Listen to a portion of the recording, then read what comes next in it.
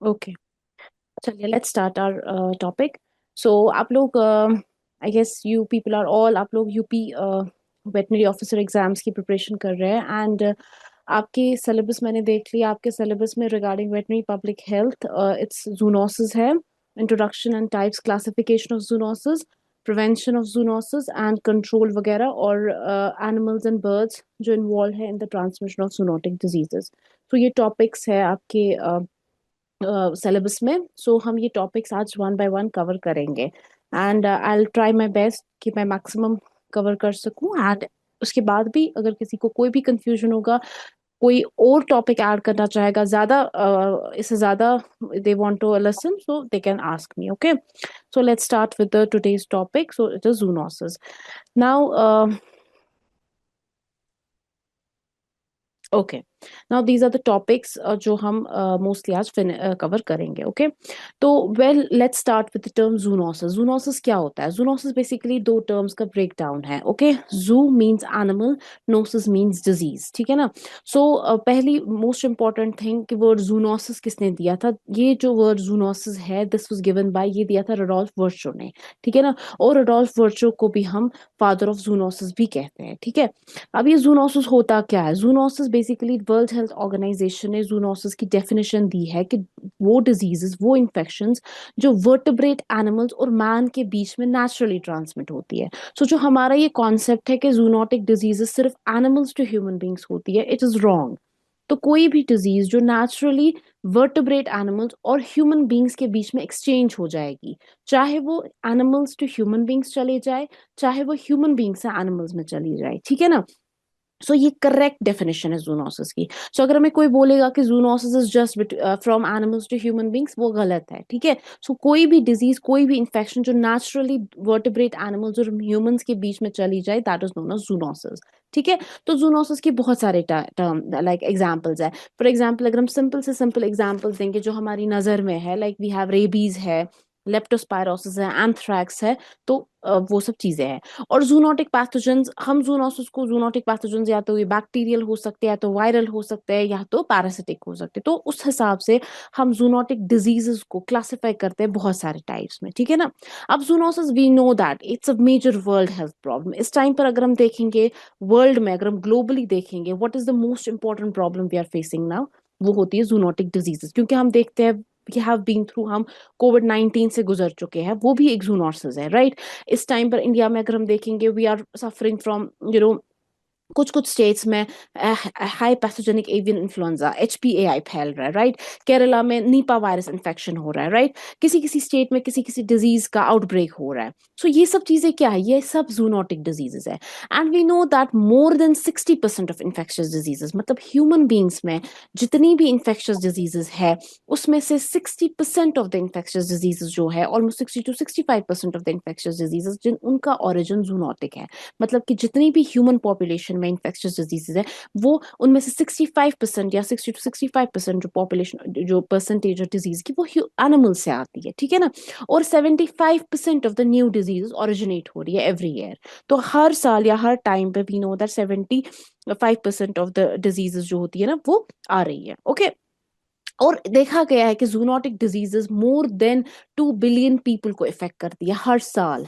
And अगर हम लोगों को भी इफेक्ट करती है, और लोगों के इफेक्ट के साथ साथ ये इकोनॉमिक लॉसेस का भी हिस्सा बनती है। क्योंकि हम ये अच्छे तरह से जानते हैं, क्योंकि हमारे पास एक बहुत बड़ी एग्जांपल है कोविड 19 की, कि एक तो लॉस ऑफ लाइव्स भी हुई, मॉर्बिडिटीज हो गई, और साथ साथ इकोनॉमिक लॉसेस भी हो गया। सो ये सारा इट इज अ बेसिकली ये सारे जो है, this effects of the zoonosis. तो लास्ट 10 ईयर्स में, अगर हम लास्ट 10 ईयर्स की बात करें, व्हाट हैज वर्ल्ड सीन, हमने बहुत सारी जूनोटिक डिजीज देखी। Like we have seen Covid 19, we have seen MERS, that is middle east respiratory syndrome, Ebola virus. Ebola ऐसी जूनोटिक डिजीज है जिसकी फेटिलिटी रेट 90% है ऑलमोस्ट।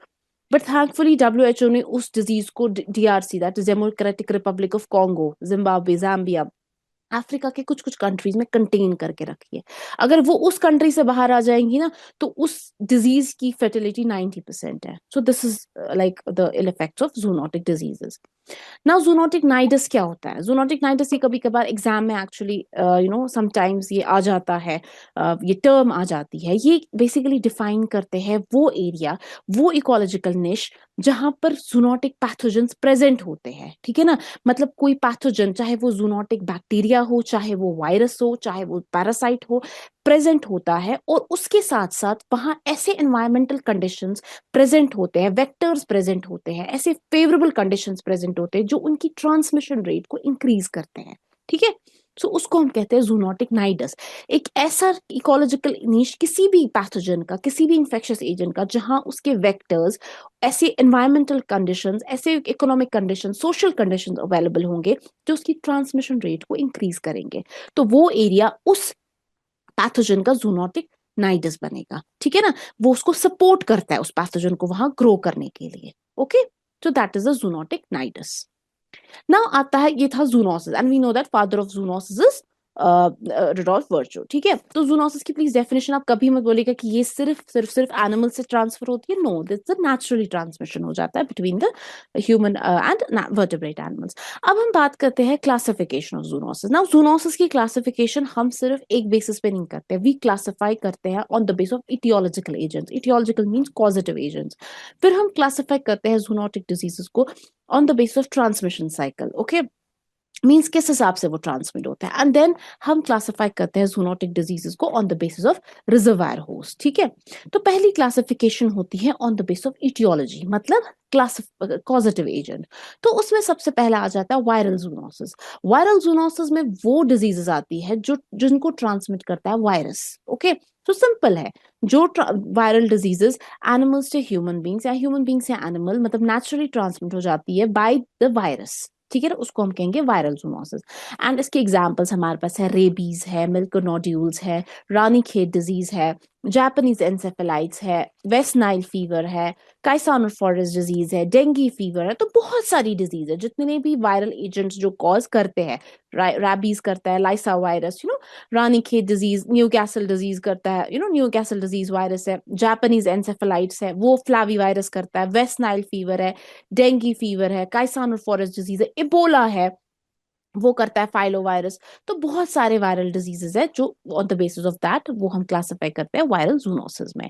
देन हमारे पास आ जाता है बैक्टीरियल जूनोसिस। बैक्टीरियल जूनोसिस में वो जूनोटिक डिजीजेस होती है जिनको बैक्टीरिया ट्रांसमिट करता है, ठीक है ना। उसमें एग्जाम्पल आ जाता है एंथ्रैक्स, ट्यूबरक्लोसिस, ब्रूसुलोसिस, लेप्टोस्पायरोसिस, लिस्टीरियोसिस, कैंपाइलोबैक्टीरियोसिस। जितनी भी सारी बैक्टीरियल डिजीजेस ट्रांसमिट होती है between human beings and animals, उनको हम कहते हैं बैक्टीरियल डिजीजेस, उनको हम बैक्टीरियल जूनोसिस कहते हैं। मतलब जहां पर पॉजिटिव एजेंट बैक्टीरिया होता है। कुछ बैक्टीरियल डिजीज होती है जो जूनोटिक नहीं होती है, तो हमें ये चीज देखनी है कि कौन सी बैक्टीरियल डिजीज है जो ट्रांसमिट हो सकती है, ठीक है। फिर आ जाता है parasitic zoonosis. Again parasitic zoonosis में वो डिजीजेस होती है जिनको पैरासाइट ट्रांसमिट करता है, लेकिन जो ह्यूमन बींग्स और एनिमल्स के बीच में होंगी, ठीक है। For example trichinellosis. Trichinellosis pig meat में होती है, पोर्क में होती है। तो व्हेन समबडी ईट्स अंडरकुक्ड, कोई अंडरकुक्ड या रॉ पोर्क खाता है, तो वो ट्राइकेनेला स्पाइरालिस पैरासाइट है जो मसल्स में होती है पिग्स की, वो वहां पर चला जाता है। Okay, visceral larva migrants, VLM, ठीक है। Then we have cutaneous larva migrants, CLM, ठीक है। वो एंकाइलोस्टोमा, वो थ्रू वो भी एक पैरासिटिक जूनोसिस है। Hydatidosis, echinococcus granulosus for example, जो भी होती है by eating of infected meat, ठीक है ना। तो ये हो जाती है पैरासिटिक जूनोसिस में आ जाता है, ठीक है। फिर आ जाता है mycotic zoonosis.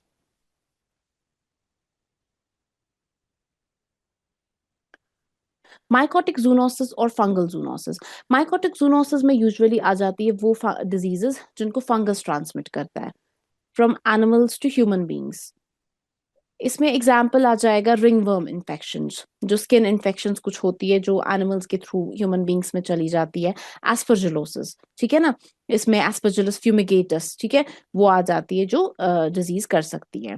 Then we have rickettsial zoonosis. Rickettsial zoonosis क्या होती है? जो रिकेट्शिया करते हैं, रिकेट्शिया भी एक ऑर्गेनिजम्स होते हैं, इंट्रासेल्युलर ऑर्गेनिजम्स होते हैं, जहां पर वो ट्रांसफर करते हैं zoonotic diseases from animals to human beings. इसमें एग्जाम्पल आ जाता है Q fever, epidemic typhus, Rocky Mountain spotted fever, okay तो ये सब एग्जांपल्स है on the base of the causative agent, क्योंकि फ्यू फीवर कौन करता है, कॉक्सिला बर्नेटाई करता है, ठीक है, सो दैट्स अ रिकेट्शिया, ठीक है। Protozoan zoonosis, again protozoan zoonosis करता है प्रोटोजोअल डिजीजेस, जो भी प्रोटोजोआ होंगे, जैसे ट्रिप्नोसोमा, ट्रिप्नोसोमियासिस, लिशमानिया, जैसे क्यूटेनियस लिशमानियोसिस, डेली बॉयल जिसको हम कहते हैं, दैट इज अ जूनोटिक, ठीक है ना, क्योंकि वो लिशमानिया करता है, ठीक है। तो ये एग्जांपल्स है। अब अब हम बात करते हैं based on the transmission cycle. तो ये था, पहले हमने बात की on the base of the causative agent कि कौन कौन से जूनोटिक डिजीजेस है जिनको कॉजेटिव एजेंट्स, किसी के बैक्टीरिया है, किसी के वायरसेस है, किसी के प्रोटोजोआ है, तो उस बेसिस पर। अब हम बात करते हैं on the base of the transmission cycle. Transmission cycle में हम पहले देखते हैं डायरेक्ट जूनोसिस। देखो ये जो कॉजेटिव एजेंट है ये भी इंपॉर्टेंट है, लेकिन जो ट्रांसमिशन साइकिल है जूनोसिस का वो बहुत ज्यादा इंपॉर्टेंट है, that is pretty much important. तो on the basis of the transmission cycle, अब ट्रांसमिशन साइकिल ये इंपॉर्टेंट है क्योंकि इसमें से एग्जाम्पल्स एग्जाम में आते हैं, मतलब इसमें हमें पता चल जाता है कि लाइफ साइकिल क्या है, okay, of the infective organism, तो उस हिसाब से हम क्लासिफाई करते हैं जूनोसिस को, ठीक है। पहले हम इसमें आ जाता है direct zoonosis. What is direct zoonosis? Direct zoonosis होता है जहां पर डिजीज ट्रांसफर होती है इन्फेक्टेड होस्ट से नॉर्मल होस्ट तक डायरेक्टली, मतलब कि यहाँ कोई वेक्टर इन्वॉल्वमेंट नहीं होता है, यहाँ पर कोई डेवलपमेंट नहीं होती है ऑर्गेनिज्म की, इन्फेक्शियस एजेंट की, यहाँ पर कोई प्रोपगेशन नहीं होता, सिर्फ डायरेक्टली पैथोजन एक वो होस्ट से दूसरे होस्ट में चला जाता है, ठीक है ना। फॉर एग्जाम्पल इसमें बहुत सारे, इसमें ये डायरेक्ट है, सिंस ये डायरेक्ट चीज है कि डायरेक्टली जो ट्रांसफर हो जाएगा, जब जहां पर कोई भी डिजीज एक होस्ट से, एक वर्टिब्रेट होस्ट से या इन्फेक्शियस वर्टिब्रेट होस्ट से दूसरे ससेप्टेबल होस्ट तक ट्रांसफर हो जाएगा कॉन्टैक्ट से लेकर, तो विदाउट अंडरगोइंग एनी डेवलपमेंट, तो डेवलपमेंट और प्रोपोगेशन होने के बगैर डायरेक्टली चला जाता है, तो उसको हम कहेंगे डायरेक्ट जूनोसिस। एग्जाम्पल क्या है? फॉर एग्जाम्पल रेबीज, हम सिंपल एग्जाम्पल लेंगे। रेबीज कैसे होता है? जब डॉग बाइट होता है तो डॉग डायरेक्टली ह्यूमन को काटता है, ठीक है ना, तो उसकी सलाइवा में वायरस होता है, वो डायरेक्टली ह्यूमन बीइंग के स्किन में या उसके ब्लड वेसल्स में, ब्लड में इसमें चला जाता है, so that is direct zoonosis, ठीक है ना। ब्रूसोलोसिस, ब्रूसोलोसिस कैसे ह्यूमन बींग्स को होता है? अगर कोई काउ और any sheep is suffering from brucellosis, तो फॉर एग्जाम्पल ऊपर रेक्टल करेंगे, या उसके जो अबॉर्टेड फीटस होता है या जो उसकी यूट्राइन डिस्चार्जेस होते हैं, जब वो in contact with the human being आता है, जब कोई इंसान उसको, वेटनेरियन होगा, पैरावेट होगा, उसको टच कर लेता है, तो ही कैन, उसको ब्रूसोलोसिस हो सकता है। एंथ्रैक्स, कोई एनिमल सफर होता है फ्रॉम एंथ्रैक्स, ठीक है ना, उसके स्पोर्स, उसके ऑरिफिसेस से ब्लड निकल रहा होता है, तो अगर ह्यूमन बीइंग कोई भी उस कैरकस को टच करता है, उसको एंथ्रैक्स हो सकता है। तो ये जो ये वाली डिजीजेस है, brucellosis, tuberculosis, anthrax, salmonellosis, rabies, ये सब एग्जांपल्स है डायरेक्ट जूनोसिस की, क्योंकि इसमें animals directly disease directly transmit हो जाती है to the animals, okay, without any development, ठीक है। सो इसके एग्जांपल्स प्लीज याद रखिएगा, ब्रूसोलोसिस है, एंथ्रैक्स है, रेबीज है, रिंगवर्म है, साल्मोनेलोसिस है, ठीक है, इनके याद रखिएगा एग्जांपल्स, ठीक। ओके, देन कम्स द साइक्लोजूनोसिस, दूसरा ओके हाँ, साइक्लोजूनोसिस क्या होता है? साइक्लोजूनोसिस होता है वो जूनोटिक डिजीजेस जिसमें एक से ज्यादा वर्टिब्रेट होस्ट की जरूरत पड़ती है लाइफ साइकिल को कंप्लीट करने के लिए, ठीक है ना। लो, और क्या दूसरी बात होती है, इसमें इनवर्टिब्रेट होस्ट इन्वॉल्व नहीं होता है, तो ये डेफिनेशंस बहुत जरूरी है, इनमें एग्जांपल्स बहुत जरूरी है, क्योंकि एग्जाम में यही आता है। तो जिस भी डिजीज में दो vert more than one vertebrate, not two, एक वर्टिब्रेट से ज्यादा, दो दो तीन जितने भी वर्टिब्रेट्स होके उनकी जरूरत पड़ती है लाइफ साइकिल को कंप्लीट करने की, और जिसमें इनवर्टिब्रेट होस्ट इन्वॉल्व नहीं होता है, उसको हम कहते हैं साइक्लोजूनोसिस। और ये जो साइक्लोजूनोसिस होता है, ये दो टाइप्स के होते हैं, ये होता है ऑब्लिगेटरी साइक्लोजूनोसिस और नॉन ऑब्लिगेटरी साइक्लोजूनोसिस। और ये जो क्लासिफिकेशन है ये डिपेंड करता है ह्यूमन बींग्स की इन्वॉल्वमेंट पे। अगर ह्यूमन बींग का इन्वॉल्वमेंट जरूरी है लाइफ साइकिल को कंप्लीट करने के लिए, तब हम इसको कहेंगे ऑब्लिगेटरी साइक्लोजूनोसिस, जहां पर ह्यूमन बींग्स एसेंशियली इंपॉर्टेंट है for the completion of the life cycle.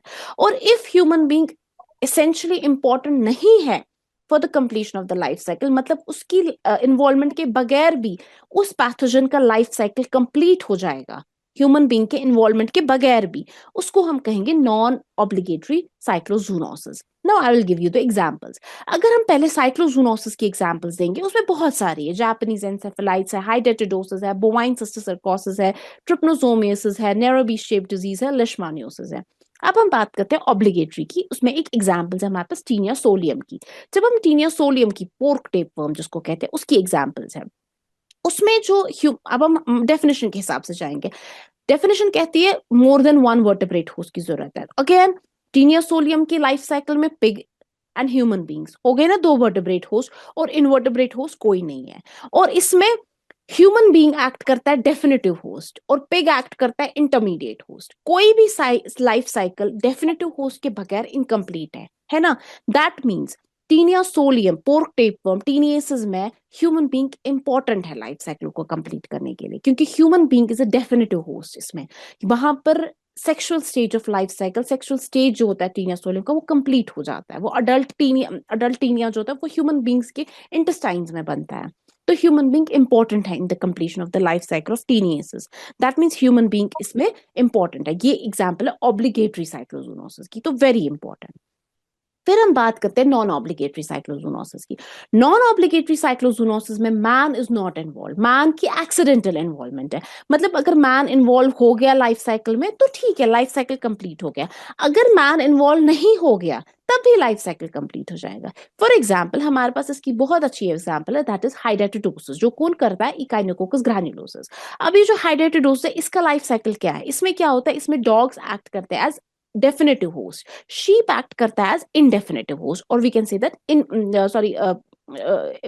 what is that, in intermediate host. Okay, अब क्या होता है, sheep के जो lungs है, liver जो होता है, उसमें अगर cyst present होते हैं, जब वो विजरा फेंकते हैं बाहर, तो dogs जब वो विजरा खाते हैं, वो lungs liver खाते हैं उसका, तो वहां पर उनकी लाइफ साइकिल कंप्लीट हो जाती है।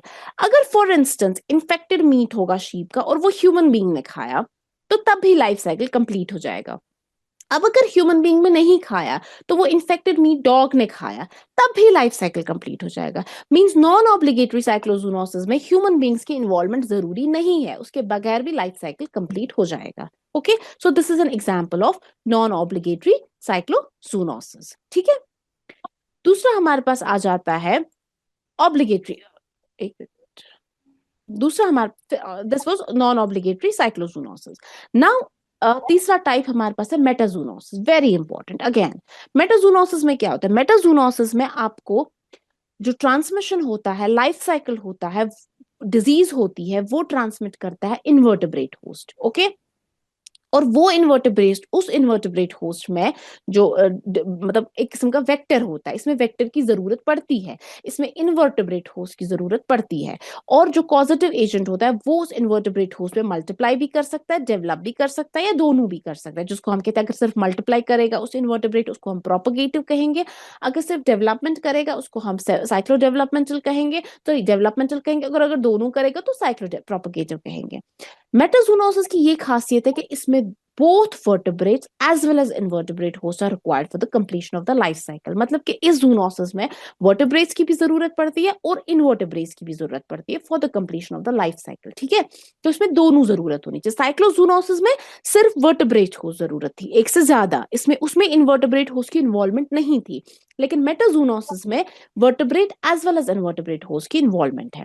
इसमें बहुत, देखो यहाँ पे मैंने लिखा है आर्बोरियल इन्फेक्शन। जितने भी आर्बोरियल इन्फेक्शन होंगे, मतलब कि जितने भी आर्थ्रोपोड बोर्न इन्फेक्शन होंगे, वो सारे अंडर मेटाजूनोसिस आएंगे। शिस्टोसोमियासिस, फैशियोलोसिस, प्लेग, ट्रिप्नोसोमियासिस, फाइलेरियोसिस, ट्राइकेनेलोसिस, इन सब में इन्वर्टेब्रेट होस्ट की जरूरत होती है। ठीक है ना, तो हम ये आगे विद द एग्जांपल समझेंगे। ठीक है, तो मेटाजूनोसिस की 4 टाइप्स होते हैं, डिपेंडिंग ऑन द कितने होस्ट क्या जरूरत होते हैं। It's divided into 4 types.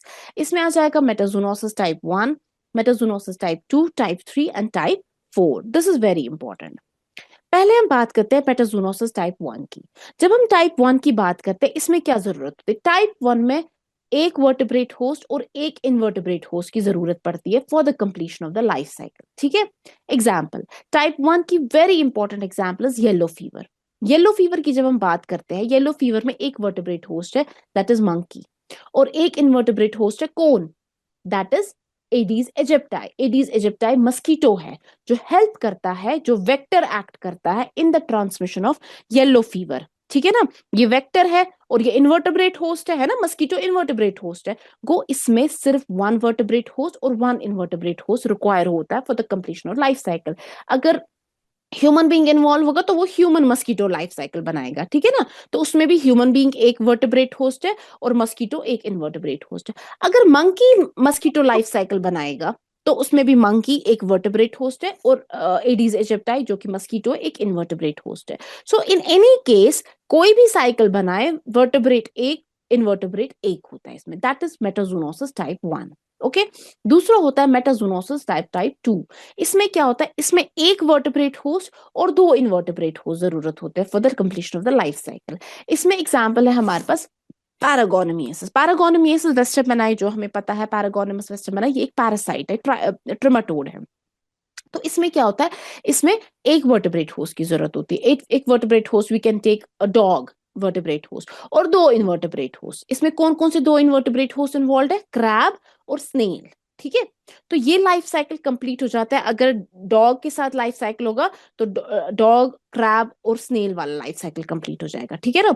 मतलब कि फॉर एग्जांपल क्रैब जो होती है, स्नेल जो होती है, उस क्रैब जो होती है वो स्नेल को खाएगा, ठीक है ना। डॉग जो होता है वो क्रैब को खाएगा, तो that is complete the life cycle. अगर मैन इन्वॉल्व हो गया, फॉर एग्जांपल स्नेल को क्रैब ने खाया और क्रैब को मैन खाता, अगर मैन खाएगा क्रैब को, ठीक है ना, सो वो मैन वाला लाइफ साइकिल हो जाएगा इन्वॉल्व। तो इन एनी केस कोई भी लाइफ साइकिल हो, चाहे वो डॉग के साथ लाइफ साइकिल बने या मैन के साथ लाइफ साइकिल बने, इन्वॉल्वमेंट होगी एक वर्टिब्रेट होस्ट की, आइदर मैन या डॉग, और दो इनवर्टिब्रेट होस्ट की, स्नेल और क्रैब, ये दोनों इनवर्टिब्रेट होस्ट है, ठीक है। ये आ जाता है मेटाजूनोसिस टाइप 2।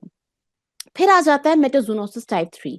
मेटाजूनोसिस टाइप 3 में क्या होता है, two vertebrate host and one invertebrate host for the completion of the life cycle. इसमें एग्जांपल आ जाता है इक्वाइन, ईस्टर्न इक्वाइन एंसेफेलाइट्स। उसमें क्या होता है, इसमें दो वर्टिब्रेट होस्ट होते हैं, horse as well as migratory birds। birds vertebrates है ना, birds come under the class of vertebrates।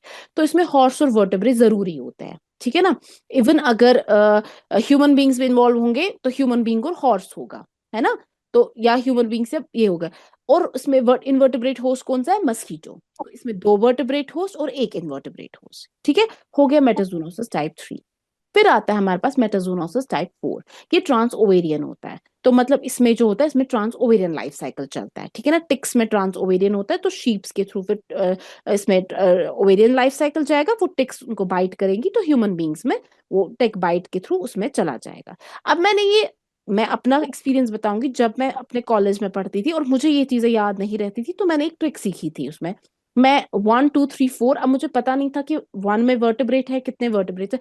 तो मैंने वन को रखा था 11, one vertebrate one invertebrate. If you want to apply this trick you can, if not then okay. One को मैंने 11 रखा था। फिर मैं सोच रही थी 11 के बाद 12 आता है, तो टू को मैंने 12 रखा था, means one vertebrate and two invertebrates. 12 के बाद 21 आता है, ठीक है, two vertebrates one invertebrate, and then four, पता है ये ट्रांस ओवेरियन इन्फेक्शन है। तो 11 12 21, पहले वर्टिब्रेट फिर इनवर्टिब्रेट। इससे हमें पता चल जाएगा कि टाइप 1 में वन वर्टिब्रेट वन इनवर्टिब्रेट है, 12 one vertebrate two invertebrates and 21 two invertebrates two invertebrates two vertebrates one invertebrate, ठीक है ना। तो 11 12 21 1 2 3, इस तरह से आप ये चीज मेमोराइज कर सकते हैं। बट या एग्जाम्पल्स आपको खुद मेमोराइज करते हैं, एग्जाम्पल्स बहुत इंपॉर्टेंट है, ठीक है। So this was the metazoonosis. Now coming to the cyclozoonosis. Cyclozoonosis में क्या होता है, साइक्लोजूनोसिस वो जूनोटिक डिजीज होती है जिसमें आपको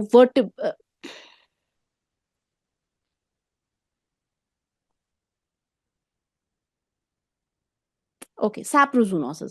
सैप्रोजूनोसिस वो जूनोटिक डिजीज है जिसमें नॉन एनिमेट ऑब्जेक्ट जरूरी होता है लाइफ साइकिल को कंप्लीट करने के लिए, ठीक है ना। जब भी लाइफ साइकिल इन्फेक्शियस और ससेप्टेबल होस्ट के दरमियान चल रहा होता है, उसके बीच में नॉन एनिमल ऑब्जेक्ट, जिसको हम फोमाइट भी कहते हैं, जैसे कि सॉइल, प्लांट, कोई भी ऑर्गेनिक मैटर, वाटर, फूड, वो जरूरत होता है जो वेक्टर होता है, जो इन्फेक्शन होता है, उसकी प्रोपगेशन के लिए, उसके लाइफ साइकिल को कंप्लीट करने के लिए नॉन एनिमल या नॉन एनिमेट ऑब्जेक्ट या इनएनिमेट ऑब्जेक्ट्स की, जिनको हम कहते हैं, उनको मतलब नॉन लिविंग ऑब्जेक्ट्स की जरूरत पड़ती है for the propagation of the infection, ठीक है ना।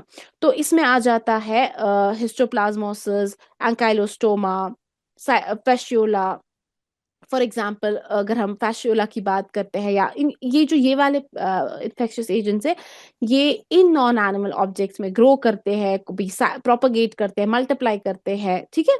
तो यहाँ पर एजेंट होता है बोथ सैप्रोफिटिक एंड पैरासिटिक, ठीक है। तो सैप्रोफाइट होता है वो जो सॉइल पे ग्रो कर सके, ठीक है ना, और पैरासिटिक फेज में होता है। तो इसमें एग्जांपल्स आ जाएंगे विजरल लार्वा माइग्रेंस, आपने पढ़ा होगा पैरासाइटो में विजरल लार्वा माइग्रेंस, उसको भी जरूरत पड़ती है नॉन एनिमेट सॉइल की। क्यूटेनियस लार्वा माइग्रेंस, एंकाइलोस्टोमा की बात कीजिए, डॉग्स जो होते हैं वो एंकाइलोस्टोमा ब्राजीलियंस और एंकाइलोस्टोमा कैनाइनम अपने फीसेस में एक्सक्रीट करते हैं और वो फिर सॉइल में चले जाते। तो नॉर्मली एंकाइलोस्टोमा का हमें पता है कि बच्चों में होता है, 1 to 5 years ऑफ एज में मैक्सिमम होते हैं केसेस। तो व्हाट हैपन, बच्चे जब बाग में खेलते हैं, पार्क्स में खेलते हैं, they play with the soil, तो उस सॉइल में एंकाइलोस्टोमा होता है, तो वो वहां पर ग्रो हो रहा होता है या डेवलप हो रहा होता है, प्रोपगेट करता है। तो व्हाट हैपेंस, एंकाइलोस्टोमा ह्यूमन बींग्स में चला जाता है। तो एंकाइलोस्टोमा के लिए जो सॉइल है, उसके उस पैरासाइट के लिए सॉइल जरूरी है ग्रोथ के लिए। That is an example of saprozoonosis, ठीक है ना। फेस्योला, फेस्योला आपको पता है स्नेल्स वो फ्रेश वाटर में या स्ट्रीम्स में या जहां पर भी होते हैं वो ग्रो कर रहे होते हैं, ठीक है ना, स्नेल्स। तो फेस्योला उन स्नेल्स में होता है, right. Fasciola needs that environment to grow, तो it needs that water body to grow, okay. We have mycosis, मतलब fungal infection, botulism, again Clostridium botulinum, ये कैंड फूड में ज्यादा ग्रो करता है, ठीक है ना। तो फूड जरूरत होती है इसकी ग्रोथ के लिए, तो इसको फूड एक नॉन एनिमल ऑब्जेक्ट है, ठीक है। कॉक्सीजियोमाइकोसिस, हिस्टोप्लाज्मोसिस, तो ये सारे जो एग्जांपल्स है इनमें नॉन एनिमल ऑब्जेक्ट की जरूरत पड़ती है, ठीक है ना। तो इस बेसिस पर सैप्रोजूनोसिस भी 3 टाइप्स का होता है, सैप्रो एंथ्रोपोजूनोसिस, सैप्रो एम्फीजूनोसिस एंड सैप्रो मेटा एंथ्रोपोजूनोसिस। जब हम सैप्रो एंथ्रोपोजूनोसिस की बात करते हैं, ये क्या होता है? सैप्रो एंथ्रोपोजूनोसिस होता है जहां पर इंफेक्शन ट्रांसमिट होता है वर्टेब्रेट एनिमल्स के से through the fomites into the human population, ठीक है ना। तो ये आप याद रखिएगा, ठीक है। तो इसमें क्या होता है, इसमें नॉर्मली ट्रांसमिट हो जाता है lower vertebrates, fomites and involvement हो जाती है ह्यूमन पॉपुलेशन की, जैसे कि इराइसेपेलॉइड, क्यूटेनियस लार्वा माइग्रेंस, एंकाइलोस्टोमेसिस, जो मैंने अभी एंकाइलोस्टोमा की आपकी एग्जांपल दिया, क्यूटेनियस लार्वा माइग्रेंस की, इराइसेपेलॉइड की एग्जांपल दी। यहाँ पर इराइसेपेलॉइड की एग्जांपल देख के है, पिग है, इराइसेपेलास स्वाइन, इराइसेपेलास थ्रू द सॉइल, ये इन्फेक्शन हो जाता है टू द ह्यूमन बींग्स, ठीक है ना। तो दिस इसमें इन्वॉल्वमेंट सॉइल की जरूरत है। तो सॉइल क्या है? Soil is a non animate object, ठीक है।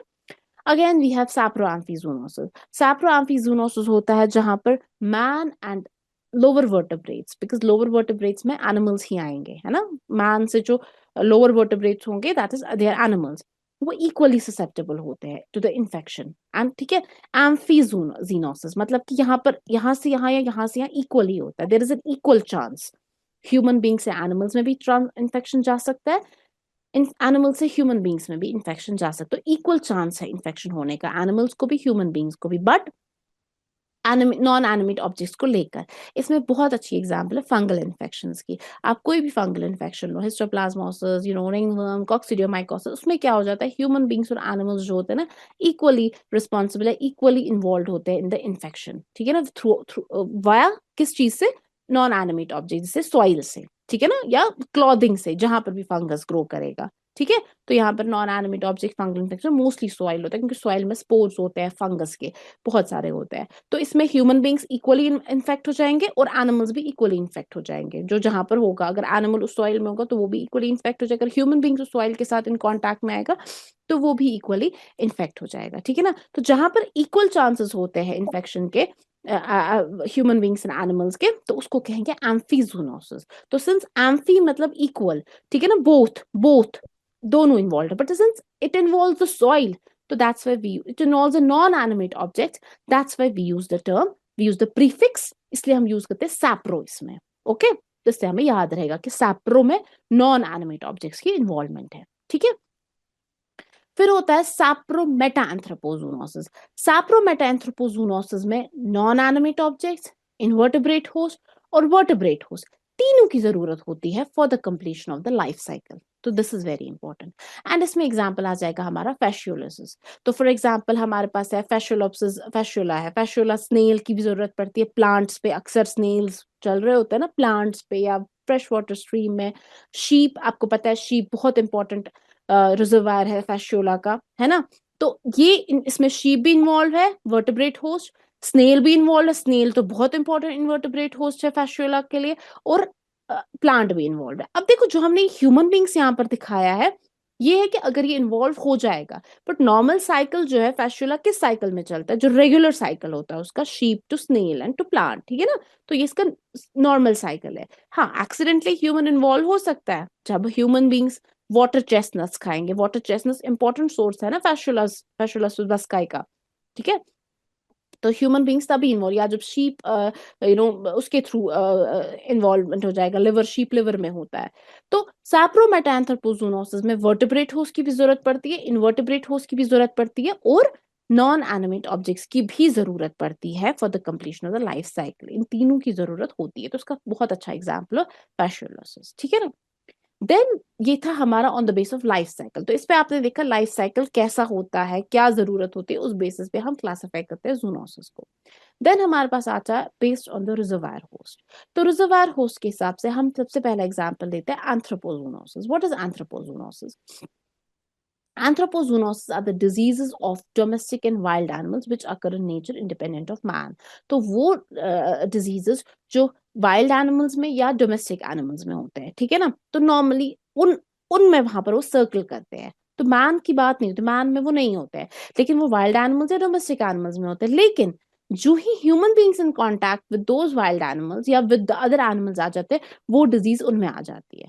इन शॉर्ट, वो डिजीजेस जो वाइल्ड एनिमल्स से या डोमेस्टिक एनिमल्स में ह्यूमन बींग्स में जाती है। तो हमें लगता है इसमें एंथ्रो पहले लिखा है, जू बाद में लिखा है, मीन्स ये ह्यूमन बींग्स एनिमल्स, बट ये उल्टा है, ठीक है ना। इसको ऐसे उल्टा आप एरो डाल सकते हैं, जू टू एंथ्रो, ऐसे उल्टा, मतलब कि जू से एंथ्रो आप ऐसे कर्व्ड एरो डाल सकते हो। मैं भी वैसे ही डालती थी ताकि इससे मुझे याद रहता था, ठीक है ना। So, जो डिजीजेस ह्यूमन बींग्स में नहीं होंगी बट वो सर्कुलेट कर रही हैं एनिमल्स में, बट व्हेन ह्यूमन बींग्स उनके कांटेक्ट में आ जाता है, वो डिजीजेस इनमें आ जाती है, ठीक है ना। और इन डिजीज में मोस्टली क्या होता है, human being act as cul de sac, means dead end host, ठीक है ना। लेप्टोस्पायरा की बात करते हो आप, लेप्टोस्पायरा ह्यूमन बींग्स में नहीं होता है, but it's regulates in animals. तो जब human beings common contact with rats या स्विमिंग पूल, ऐसे ऐसे एरियाज में जहां लेप्टोस्पायरा हो सकता है, तो उनमें आ जाता है। फिर ह्यूमन टू ह्यूमन लेप्टोस्पायरा बहुत रेयर ट्रांसमिशन होती है, तो human that acts as a cul de sac end, cul de sac means dead end host आ जाता है, ठीक है ना। तो tularemia, Rift Valley fever, hydatidosis, rabies, rabies की बात करते हैं। रेबीज एग्जिस्ट करता है डॉग पॉपुलेशन में, या रेबीज एग्जिस्ट करता है वाइल्ड एनिमल पॉपुलेशन में, फॉक्सेस में, बैट्स में, ऑल दीज कैट्स में, उनमें रेबीज एग्जिस्ट करता है। So what happens, as such human population में साइकिल नहीं चलता है, मतलब ना एक ह्यूमन बींग से दूसरे ह्यूमन बींग्स में नहीं जाता है जनरली, तो एनिमल पर। लेकिन जब human being in contact with a rabid dog आ जाता है, तब जाके जब उसको कुत्ता बाइट करता है, तब जाके वो ह्यूमंस में चला जाता है, मींस एनिमल से ह्यूमंस में चला जाता है, ठीक है। That is an example. और ह्यूमन टू ह्यूमन ट्रांसमिशन नहीं होता unless and until corneal transplantation है, दैट्स एन एक्सेप्शन। कोई ह्यूमन बींग मर जाएगा, रेबीड ह्यूमन बींग, फिर उसका कॉर्निया आप ट्रांसप्लांट करोगे, देर में भी चांसेस कॉर्नियल ट्रांसप्लांटेशन से रेबीज हो सकते हैं, बट जनरली अगर रेबीड ह्यूमन यहाँ पर बैठा होगा, उससे दूसरे इंसान को रेबीज नहीं हो सकता, ठीक है ना। So that is an example. फिर हम पढ़ते हैं जूएंथ्रोपोनोसिस। अगेन जूएंथ्रोपोनोसिस क्या होता है, अगेन मैंने बोला उल्टा एरो डालो, एंथ्रो टू जू, जू is animal, anthro means man. तो यहाँ पर क्या होता है, यहाँ पर जूनोटिक डिजीजेस ट्रांसमिट होती है ह्यूमन बींग से to the animals, to the lower vertebrate. तो जो डिजीजेस ह्यूमन बींग से एनिमल्स में चली जाएंगे, उनको हम कहेंगे जूएंथ्रोपोनोटिक डिजीजेस। अब मतलब जूनोसिस सिर्फ एनिमल्स टू ह्यूमन बींग से, अब दोनों तरफा है, ठीक है ना। तो क्योंकि जूएंथ्रोपोनोसिस भी जूनोटिक है, ठीक है। तो जब डिजीजेस ह्यूमन बींग से लोअर वर्टेब्रेट्स में जाएंगी, हम उनको कहेंगे जू एंथ्रोपोनोटिक। जैसे एग्जांपल आ जाएगा अमीबियासिस, एंटमीबा हिस्टोल्टिका, डिप्थेरिया इन्फेक्शन। अब डिप्थेरिया कैसे हो जाएगा, ह्यूमन बींग्स को डिप्थेरिया है तो वो मिल्किंग करेंगे, मिलकर होगा कोई, उसको डिप्थेरिया इन्फेक्शन होगा और वहां से वो मिल्किंग कर रहा होगा, तो वो डिप्थेरिया ह्यूमन बींग से मिल्क में चला जाएगा, वो एनिमल को चला जाएगा, फिर एनिमल से फिर मिल्क में आ जाएगा। So that is an example of zooanthroponosis, ठीक है। And then we have amphizoonosis. Amphi मैंने आपको पहले भी बोला, amphi means both, in either way. तो जो जूनोटिक डिजीज दोनों तरफा इन आइदर वे ट्रांसमिट हो जाएगी, either from animals to human beings. मैंने डायग्राम साथ साथ रखी है, ग्राफिकल रिप्रेजेंटेशन रखी है ताकि आपको आराम से समझ आ जाए। अगर एनिमल से ह्यूमन बींग्स में चला जाए या ह्यूमन बींग से एनिमल्स में चला जाए तो उसको हम कहेंगे एम्फीजिनोसिस, ठीक है ना। तो वो इन्फेक्शन के एग्जाम्पल्स है स्ट्रेप्टाइलोकोकस इन्फेक्शन, स्ट्रेप्टोकोकस इन्फेक्शन, ठीक है ना। तो ये नॉर्मली दोनों तरफा फैल सकती है, ये ह्यूमन बींग से एनिमल में भी फैल सकती है, एनिमल से ह्यूमन बींग में भी फैल सकती है। प्लीज इनके एग्जाम्पल्स आप याद रखिएगा, इनके एग्जाम्पल्स याद रखना इंपॉर्टेंट है। इनके एग्जाम में they ask you about the definition, sometimes ऐसे देखते हैं, बट कभी कभार वो डिजीज लिख लेते हैं, this is an example of which type of zoonosis, ठीक है ना। That's how paper comes. Then we have classification of zoonosis on the basis of the animals involved, ठीक है ना।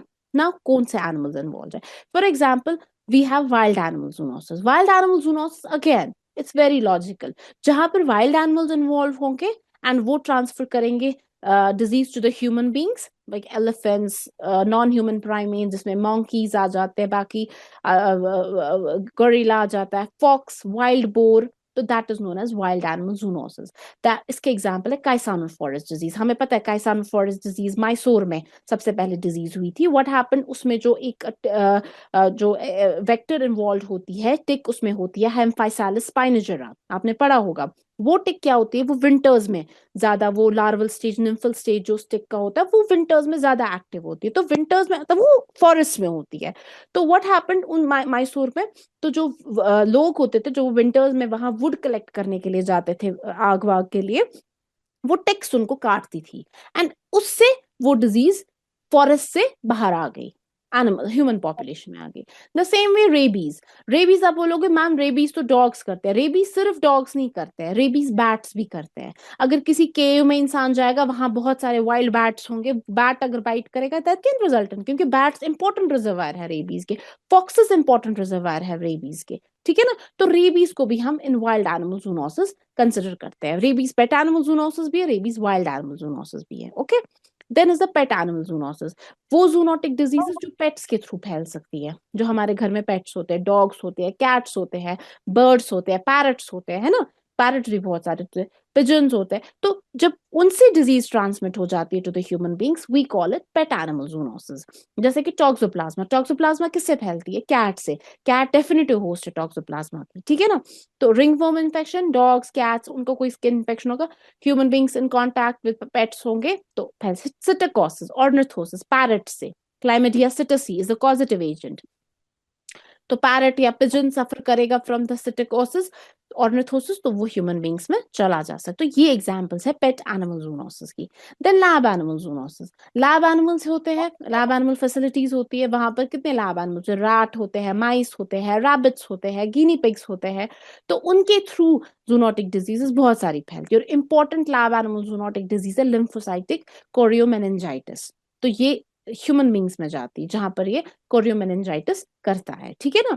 देन फिश बोन जूनोसिस, बहुत सारी इन्फेक्शन जो transmit होती है फ्रॉम फिश, प्रोसेस फिश से, नॉर्मल फिश से, अंडर कुक रॉ फिश खाने से ह्यूमन बींग्स में बहुत सारी, सैल्मन पॉइजनिंग है, पर्निशियस अनीमिया, कौन करता है पर्निशियस अनीमिया, डायफाइलोबोथ्रियम लेटम, हमारे पास है जो डायफाइलोबोथ्रियम सेस्टोर जो है, तो एग्जाम्पल है, तो वो पर्निशियस अनीमिया करता है, ठीक है ना। एनिसिकेसिस है, अनदर पैरासाइट है, अगर रॉ अंडर कुक्ड फिश खाएंगे तो वो एनिसिकेसिस इन्फेक्शन हो सकता है, that's a fish borne zoonosis, ठीक है, जो फिश खाने से होती है।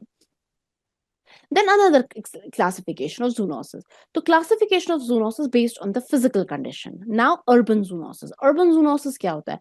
Urban zoonosis वो zoonosis होता है जो prevalent होता है urban areas में, cities में, towns में, और वहां पर वो ट्रांसमिट होता है from animals to human beings, ठीक है ना। तो रेबीज, ऑफ कोर्स रेबीज तो है ही, सड़कों पे कुत्ते होते हैं तो रेबीज फैलने का खतरा होता ही होता है, स्ट्रे डॉग्स का खतरा होता ही है। So that is an example of urban zoonosis. Abattoir infection, जितने भी मीट प्लांट्स है, एबेटॉयर्स है, वहां जितने भी इन्फेक्शन होते हैं, जितने भी जूनोटिक डिजीजेस फैलती है मीट से या from the handling of infected meat फैलने से, again that comes under the urban zoonosis. Anthrax, of course meat plant होगा या कोई भी एनिमल होगा in the suffering from anthrax, again leptospirosis swimming pool, क्योंकि रैट्स जो है इंपॉर्टेंट रिजर्वायर है लेप्टोस्पायरा के, तो swimming pool, water bodies, ponds, कहीं पर भी रैट रैट की यूरिन जो होता है that's an important source of Leptospira. तो स्विमिंग पूल ऐसे ही रहेगा, स्टेगनेंट वाटर बॉडी, घर के बाहर भी होगी स्टेगनेंट वाटर बॉडी, रैट उसमें ये करेगा, तो इफ ह्यूमन बीइंग उसके कांटेक्ट में आएगा we can get Leptospira.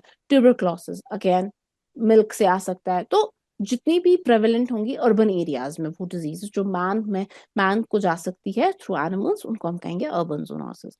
Then coming to the rural zoonosis, rural zoonosis वो जूनोटिक डिजीजेस हैं जो रूरल एरियाज में, गाँव के जो इर्द गिर्द एरियाज है वहां पर है। तो वहाँ कौन कौन सी ज्यादा होंगी? ब्रूसलोसिस, क्योंकि फार्म एरियाज होते हैं, ज्यादा farm animals, you won't see farm animals, farms जो बड़े बड़े हैं you won't see them in the cities. हम देखते हैं जो हमारे रूरल एरियाज होते हैं, गांव एरियाज होते हैं, वहां पर फार्म्स होते हैं, गाय के शेड्स वगैरह होते हैं, गाय वहां होती है। तो cow is more susceptible to brucellosis, है ना, तो वहां पर ब्रूसला इन्फेक्शन ज्यादा होने के चांसेस होते हैं। कोई काव सफर कर रही है फ्रॉम ब्रूसलोसिस, उसका जो काफ है वो अबॉर्ट हो गया, तो जो अबॉर्टेड फीटस होता है, कभी कभार व्हाट हैपेंस, फार्मर वैसे ही बेयर हैंड से, नंगे हाथ से ऐसे ही हाथ होते हैं ग्लव्स के बगैर ही वो उठा देता है उनको, तो ही susceptible to contract the brucella. Schistosomiasis again, schistosomia, वहां पर शिस्टोसोमा पैरासाइट होता है, फील्ड्स में होता है, पैडी में होता है, पैडी फील्ड्स में होता है, जो राइस फील्ड्स होते हैं या बाकी जहां पर एरिया होता है पानी जमा हो गया होता है, तो वहां पर नंगे पांव चलते हैं, तो दैट हैपेंस। रेबीज, ये रेबीज बहुत सारे, रेबीज अर्बन में भी आता है, रेबीज रूरल में भी आता है, वर्म इन्फेस्टेशंस, ठीक है ना। तो ये सब एग्जांपल्स है रूरल जूनोसिस के।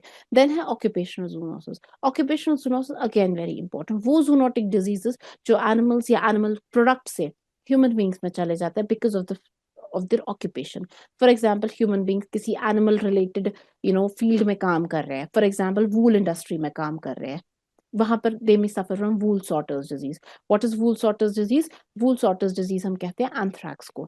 जो एंथ्रैक्स स्पोर्स कभी कभार एनिमल के अगर सफर कर रहा होगा फ्रॉम एंथ्रैक्स, वो प्रेजेंट होंगे वूल में, तो उसकी जब वो वूल इंडस्ट्री में वूल की स्पिनिंग कर रहा होगा तो वो स्पोर्स लेके human beings suffer from inhalational anthrax.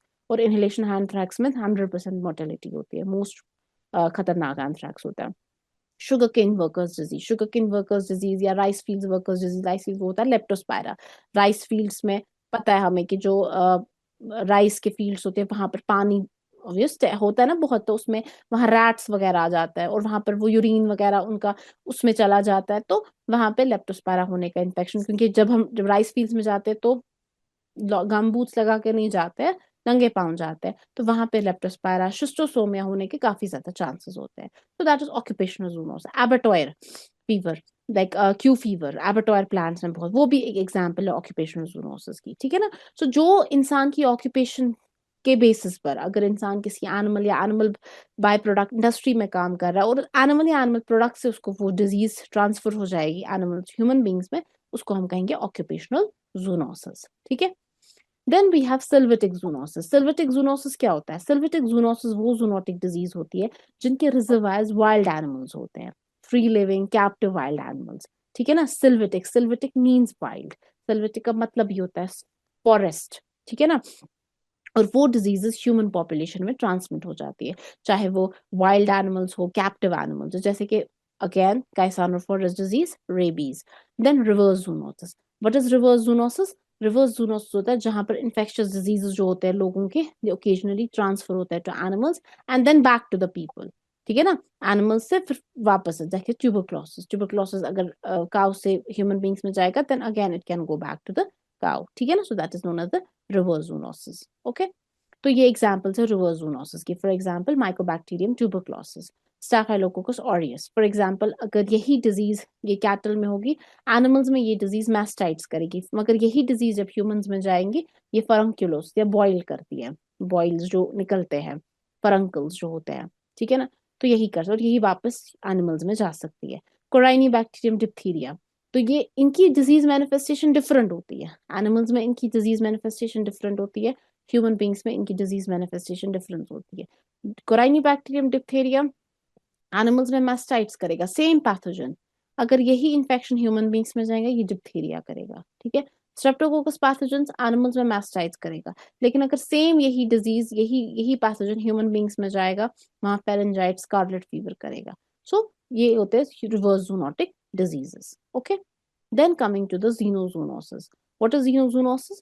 जीनोजूनोसिस होता है वो इन्फेक्शन जो जीनो ट्रांसप्लांटेशन से होती है, उनको हम कहेंगे जीनोजूनोसिस. मतलब जीनो ट्रांसप्लांटेशन क्या होता है? मतलब ट्रांसप्लांटेशन, आप ह्यूमन किसी सेल की, टिश्यू की जब ट्रांसप्लांटेशन हो जाती है, या नॉन ह्यूमन एनिमल डोनर्स, या ह्यूमन बॉडी फ्लूइड्स, मतलब ऑर्गन ट्रांसप्लांटेशन हो जाएगी किसी क्योंकि आजकल का टाइम है कि नॉन ह्यूमंस या एनिमल से भी ऑर्गन ट्रांसप्लांटेशन होती है. अगर आपने सुनी होगी न्यूज, पिछले साल हार्ट ट्रांसप्लांट किया था, पिग का heart, it was transplanted into human. So कोई भी ह्यूमन एनिमल का कोई ऑर्गन या कोई फ्लूइड, कितने सारे animal fluid, animal tissues use होते हैं फार्मास्यूटिकल इंडस्ट्री में, या एज डोनर यूज होते हैं किसी भी चीज के लिए. Human body cells, fluids, tissues जितने भी होते हैं, तो वो अगर ट्रांसप्लांटेशन के टाइम पे अगर वो हमने उस इन्फेक्टेड एनिमल या इन्फेक्टेड ह्यूमन से लिया होगा, इन्फेक्टेड एनिमल से लिया होगा, तो अगेन अगर वो ह्यूमन बींग्स में यूज जाएगा तो that can lead to the xenozoonosis को हम कहेंगे. ठीक है ना. तो एग्जांपल्स है माइकोबैक्टीरियम ट्यूबरक्लोसिस, रेबीज. रेबीज मैंने आपको इससे पहले भी बोला, अगर कॉर्नियल ट्रांसप्लांटेशन हो जाती है अगर, तो उसकी वजह से रेबीज हो सकता है. तो that's an important example of xenozoonosis. Then classification of the zoonosis based on the transmission. ठीक है ना. अगेन जूनोटिक डिजीजेस सिर्फ और सिर्फ कांटेक्ट से नहीं फैल सकती है. ये इन कांटेक्ट विद अगर स्किन एनिमल का हाइड, एनिमल का हेयर, उससे भी डिजीज फैल सकती है. बहुत एग्जाम्पल इंपॉर्टेंट है कि एंथ्रैक्स. एंथ्रैक्स पता है, एंथ्रैक्स अगर मीट में भी हो सकता है. अगर वो एंथ्रैक्स इन्फेक्टेड मीट जो होता है दैट इज ऑलवेज कंडेम्ड. ठीक है. तो मीट के थ्रू फैल सकता है, जिसको हम गैस्ट्रोइंटेस्टाइनल एंथ्रैक्स कहते हैं. अगर वूल में प्रेजेंट होगा तो मैंने अभी बोला उससे इनहेलेशनल एंथ्रैक्स हो सकता है, जिसको हम वूल सॉटर्स डिजीज भी कहते हैं. ठीक है. और अगर स्किन के थ्रू फैलेगा उसको हम कहेंगे, अगर टच करने से अगर हम उस हाइड वगैरह को टच करेंगे एनिमल के जिसमें एंथ्रैक्स प्रेजेंट होगा, तो that will result in the cutaneous anthrax. तो that cutaneous anthrax is basically most prevalent form of anthrax. 95% cases होते हैं cutaneous anthrax के. ठीक है ना. तो means it's not only the animal, live animal, उसकी जो skin, hide, hair, उनसे भी disease फैल सकती है, वो भी zoonosis में आ जाता है. ठीक है. Then coming to the meat-borne zoonosis. Again, अगर infection transmit हो जाएगा by the consumption of the meat या meat products, तो infected animal का जो meat या infected animal का meat product अगर वो human beings में चला जाएगा तो उससे भी infection फैल सकता है, जिसको हम कहते हैं meat-borne zoonosis. That's why antemortem inspection, postmortem inspection बहुत ही important है meat का. तभी इंसान safe and wholesome meat consumption के लिए जा सकता है. Example tuberculosis.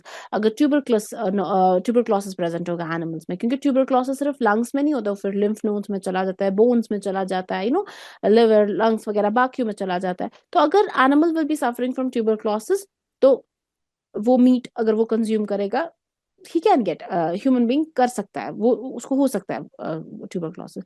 ट्राइकेनलोसिस, जैसे मैंने ट्राइकेनेला आपको बोला, ट्राइकेनेला स्पाइरालिस, तो पोर्क के मसल्स में होता है, डायफ्रामेटिक मसल, टंग मसल्स में होता है.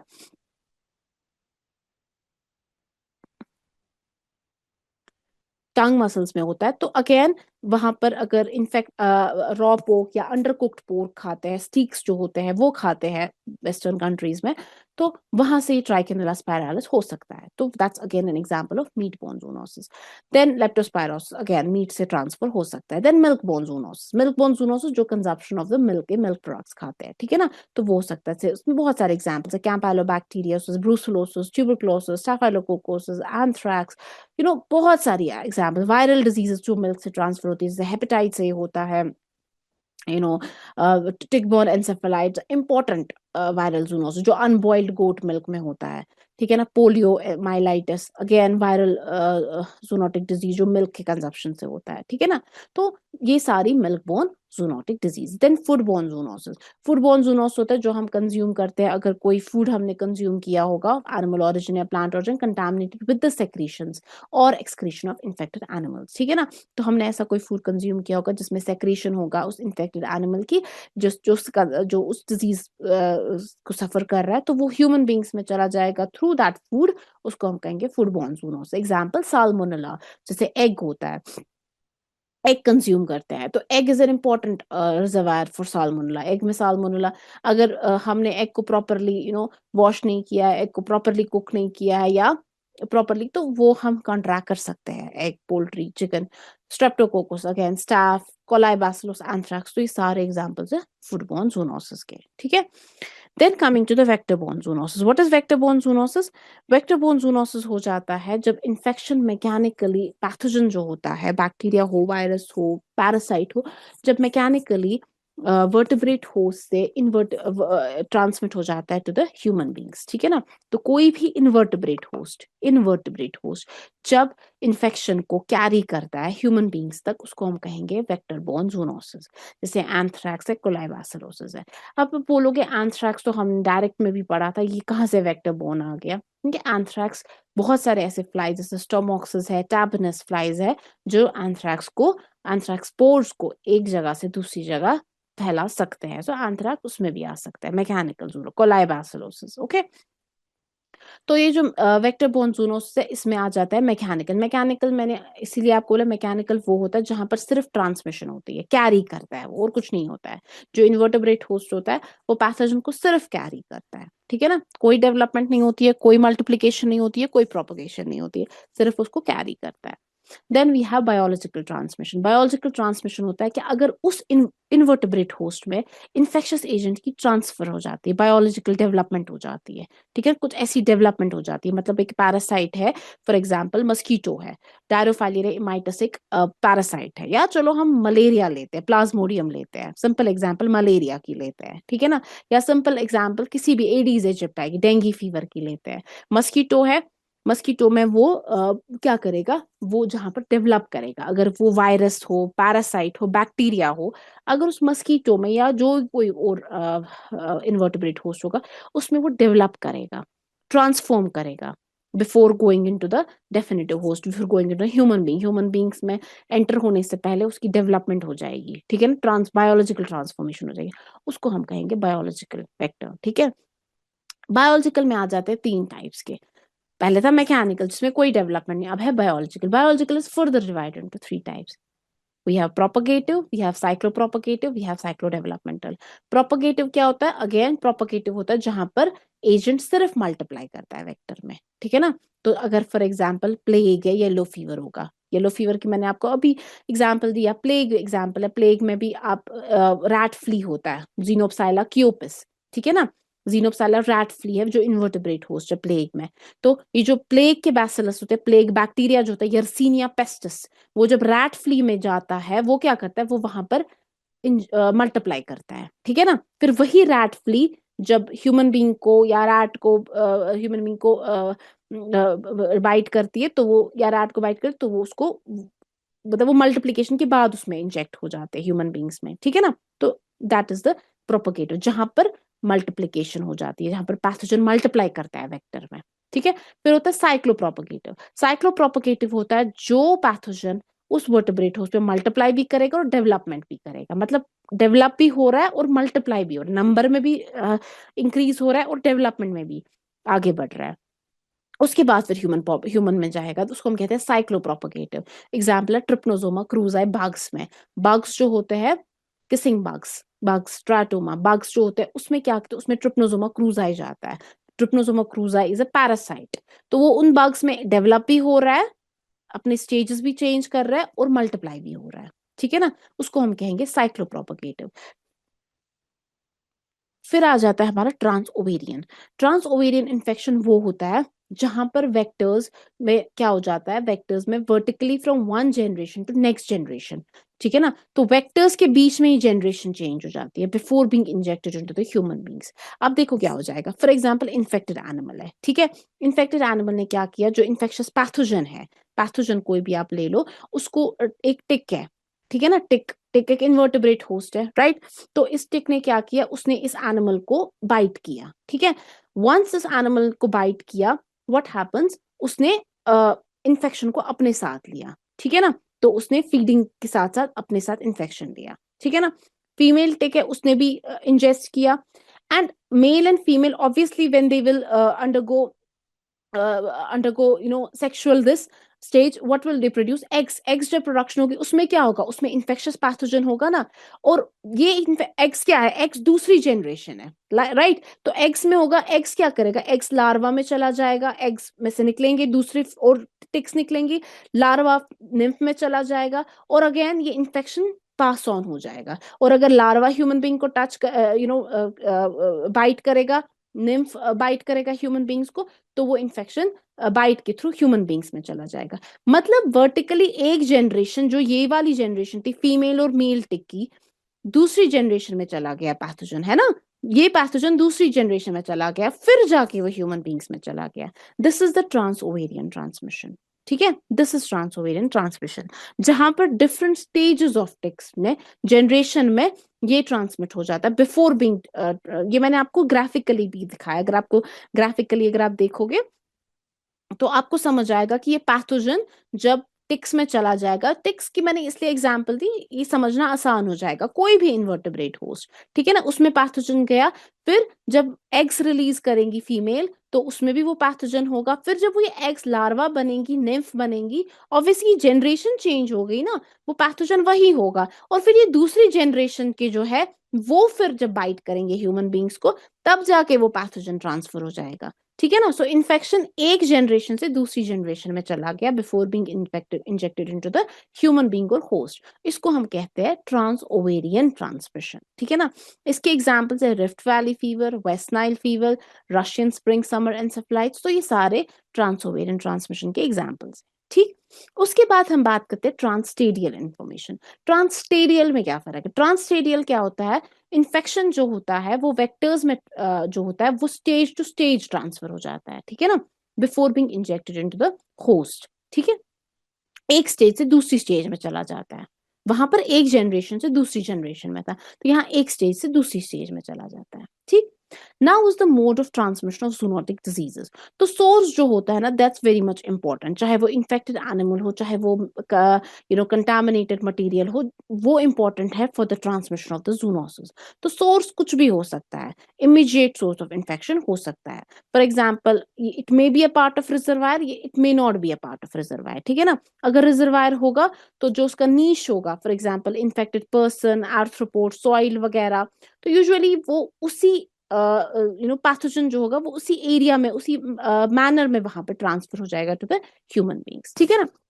तो दूसरा होता है फिर carrier. What is carrier, carrier means वो इन्फेक्टेड होस्ट जो पैथोजन को शेड करेगा, ठीक है, तो without showing any clinical signs. For example अगर कोई एनिमल है वो पैथोजन को कैरी कर रहा है, लेकिन व्हाट हैपेंस, वो क्या कर रहा है, वो इन्फेक्शन नहीं दिखा रहा है, वो क्लिनिकल साइंस नहीं दिखा रहा है, लेकिन पैथोजन को शेड कर रहा है, ठीक है ना। तो या तो ये टेम्पररी कैरियर्स हो सकते हैं, अगर वो for short period of time infection को शेड करेगा, या तो क्रॉनिक कैरियर्स हो सकता है, जैसे कि फॉर एग्जाम्पल हम टेटनस की बात करते हैं। अगर हम टेटनस की बात करते हैं, इसमें सोर्स जो है वो सेम है, सोर्स होता है जहां से जूनोटिक डिजीज ट्रांसमिट हो जाएगा, और इसमें रिजर्वायर भी सेम है, रिजर्वायर इसमें सॉइल होता है, इसमें दोनों चीजें सेम होती है, ठीक है ना। देखो this is a transmission link between infected and susceptible host. देखो रिजर्वायर होस्ट होगा जहां पर इन्फेक्शन बैठेगा, रहेगा, जो हेल्प करेगा इन्फेक्शन को नेचर में रहने के लिए, नेचर में सरवाइव करने के लिए, that is the reservoir host. वो एनिमल भी हो सकता है और ह्यूमन भी हो सकता है, ठीक है ना। फिर होता है ससेप्टेबल होस्ट। ससेप्टेबल होस्ट होता है जो इन्फेक्शन, जिसको इन्फेक्शन हो सकता है, ठीक है ना, हम ह्यूमन बींग्स रखेंगे। और बीच में आ जाते हैं रूट्स ऑफ ट्रांसमिशन। तो जो रूट्स ऑफ ट्रांसमिशन होते हैं उस बेसिस पे हम इन्फेक्शन को, जूनोटिक इन्फेक्शन को प्रिवेंट भी कर सकते हैं, कंट्रोल भी कर सकते हैं, ठीक है। अब है मोड्स ऑफ ट्रांसमिशन। अब कैसे जूनोटिक ट्रांसमिशन फैलता है, ठीक है ना। Now there are two modes we have, हमारे पास हॉरिजॉन्टल ट्रांसमिशन होता है जिसको हम लेटरल ट्रांसमिशन भी कहते हैं, और हमारे पास वर्टिकल ट्रांसमिशन भी होता है, ठीक है ना। तो जो ये हॉरिजॉन्टल ट्रांसमिशन होता है, हॉरिजॉन्टल ट्रांसमिशन में या तो डायरेक्ट होता है या तो इनडायरेक्ट होता है। तो इन्फेक्टेड एनिमल से ससेप्टेबल ह्यूमन पॉपुलेशन में या तो डायरेक्टली ट्रांस इन्फेक्शन जाता है या इनडायरेक्टली जाता है, और अगर इनडायरेक्टली जाएगा, इनडायरेक्टली में वेक्टर इन्वॉल्व हो जाता है, ठीक है ना। तो ये होता है हॉरिजॉन्टल। तो हॉरिजॉन्टल ट्रांसमिशन क्या हो जाता है, जहां पर एक इन्फेक्टेड पॉपुलेशन से दूसरे ससेप्टेबल पॉपुलेशन में इन्फेक्शन चला जाता है, तो एक पॉपुलेशन से दूसरी पॉपुलेशन में चला जाएगा, या तो वो एक ही स्पीशीज हो सकते हैं, डिफरेंट ग्रुप्स हो सकते हैं सेम जनरेशन के, ठीक है ना। That is the horizontal. Important यहाँ पर है सेम जेनरेशन, ठीक है ना, उसको हम क्रॉस सेक्शनल भी कहते हैं, क्रॉस ये होगा, ठीक है ना। तो डायरेक्टली इन्फेक्शन, इन्फेक्टेड एनिमल से ससेप्टेबल ह्यूमन पॉपुलेशन, तो ये दो टाइप्स का होता है horizontal. It is either direct transmission और इट इज इनडायरेक्ट ट्रांसमिशन, जो मैंने अभी बोला, ठीक है ना। तो डायरेक्ट ट्रांसमिशन में क्या होता है, डायरेक्ट ट्रांसमिशन में होता है जब infectious agent directly human infected population से, इन्फेक्टेड एनिमल से ह्यूमन ससेप्टेबल ह्यूमन पॉपुलेशन, जो ससेप्टेबल है टू द इन्फेक्शन, ठीक है ना, जो रिस्क है टू द इन्फेक्शन जा सकता है without the involvement of vector. तो जहां पर वेक्टर इन्वॉल्व नहीं है, सपोज रेबीज है, रेबीज में कोई इन्वॉल्वमेंट नहीं है ना वेक्टर की, रेबीज में बाइट करेगा डॉग कैट, रेबीज सीधे डायरेक्टली, ब्रूसुला, ब्रूसुला में सीधे जो भी अबॉर्टेड फीटस या जो भी कंटेंट्स होते हैं, यू नो रिप्रोडक्टिव कंटेंट्स होते हैं, वो डायरेक्ट कांटेक्ट में जाएगा ह्यूमन बीइंग को, तो डायरेक्ट इन्फेक्शन हो जाएगा। So that is direct transmission. Direct physical contact हो जाएगा, that is direct physical contact. Physical touch हो सकता है, again brucella, leptospira, vibriosis, anthrax, FMD, cowpox, तो ये सारे एग्जांपल्स है डायरेक्ट ट्रांसमिशन के, तो यहाँ पर वेक्टर की इन्वॉल्वमेंट नहीं पड़ती है। फिर है, इसमें आ जाता है direct airborne transmission. Airborne transmission में क्या हो जाता है, जहां पर ड्रॉपलेट या ड्रॉपलेट न्यूक्ली जिनको हम कहेंगे, इन्फेक्शियस पैथोजन एनवायरनमेंट को, वो जो ड्रॉपलेट्स होते हैं हवा में, जो ड्रॉपलेट्स होते हैं, वो उस इन्फेक्शन पैथोजन को एक से दूसरी जगह या एक इन्फेक्टेड इंडिविजुअल से ससेप्टेबल इंडिविजुअल में ट्रांसफर करता है। जैसे कि फॉर एग्जाम्पल कोई स्नीज करेगा, छींक मारेगा, कोई खांसेगा, ठीक है ना, तो उसकी एयरवेज से क्या निकलेंगे, पैथोजेंस निकलेंगे, तो वो पैथोजेंस जो होते हैं ना वो हवा में चले जाते हैं, ठीक है ना, तो दूसरा बंदा बैठा होगा वो वही हवा ले जाएगा, तो that is again direct airborne transmission, ठीक है ना। तो कभी कभार कुछ एपिडेमोलॉजिस्ट इसको डायरेक्ट मानते हैं, कुछ नहीं मानते हैं, तो दैट्स एम्बिग्युअस, ठीक है ना।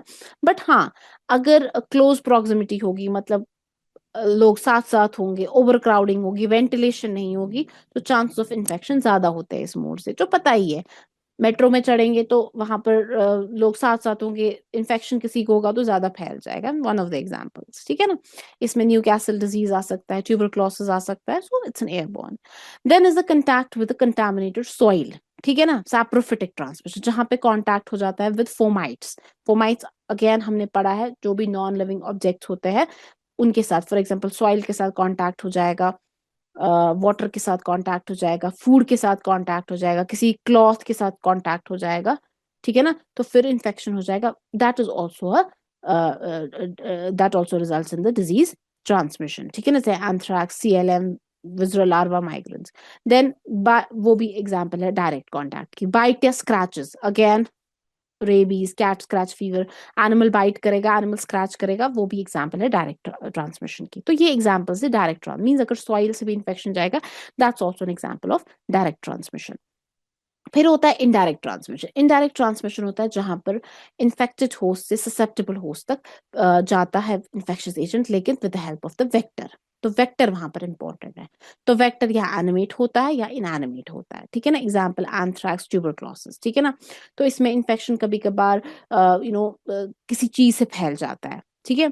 अनक्लीन हैंड एंड फिंगर्स, तो hands are the most common medium जहां से पैथोजन फैल सकता है, ठीक है।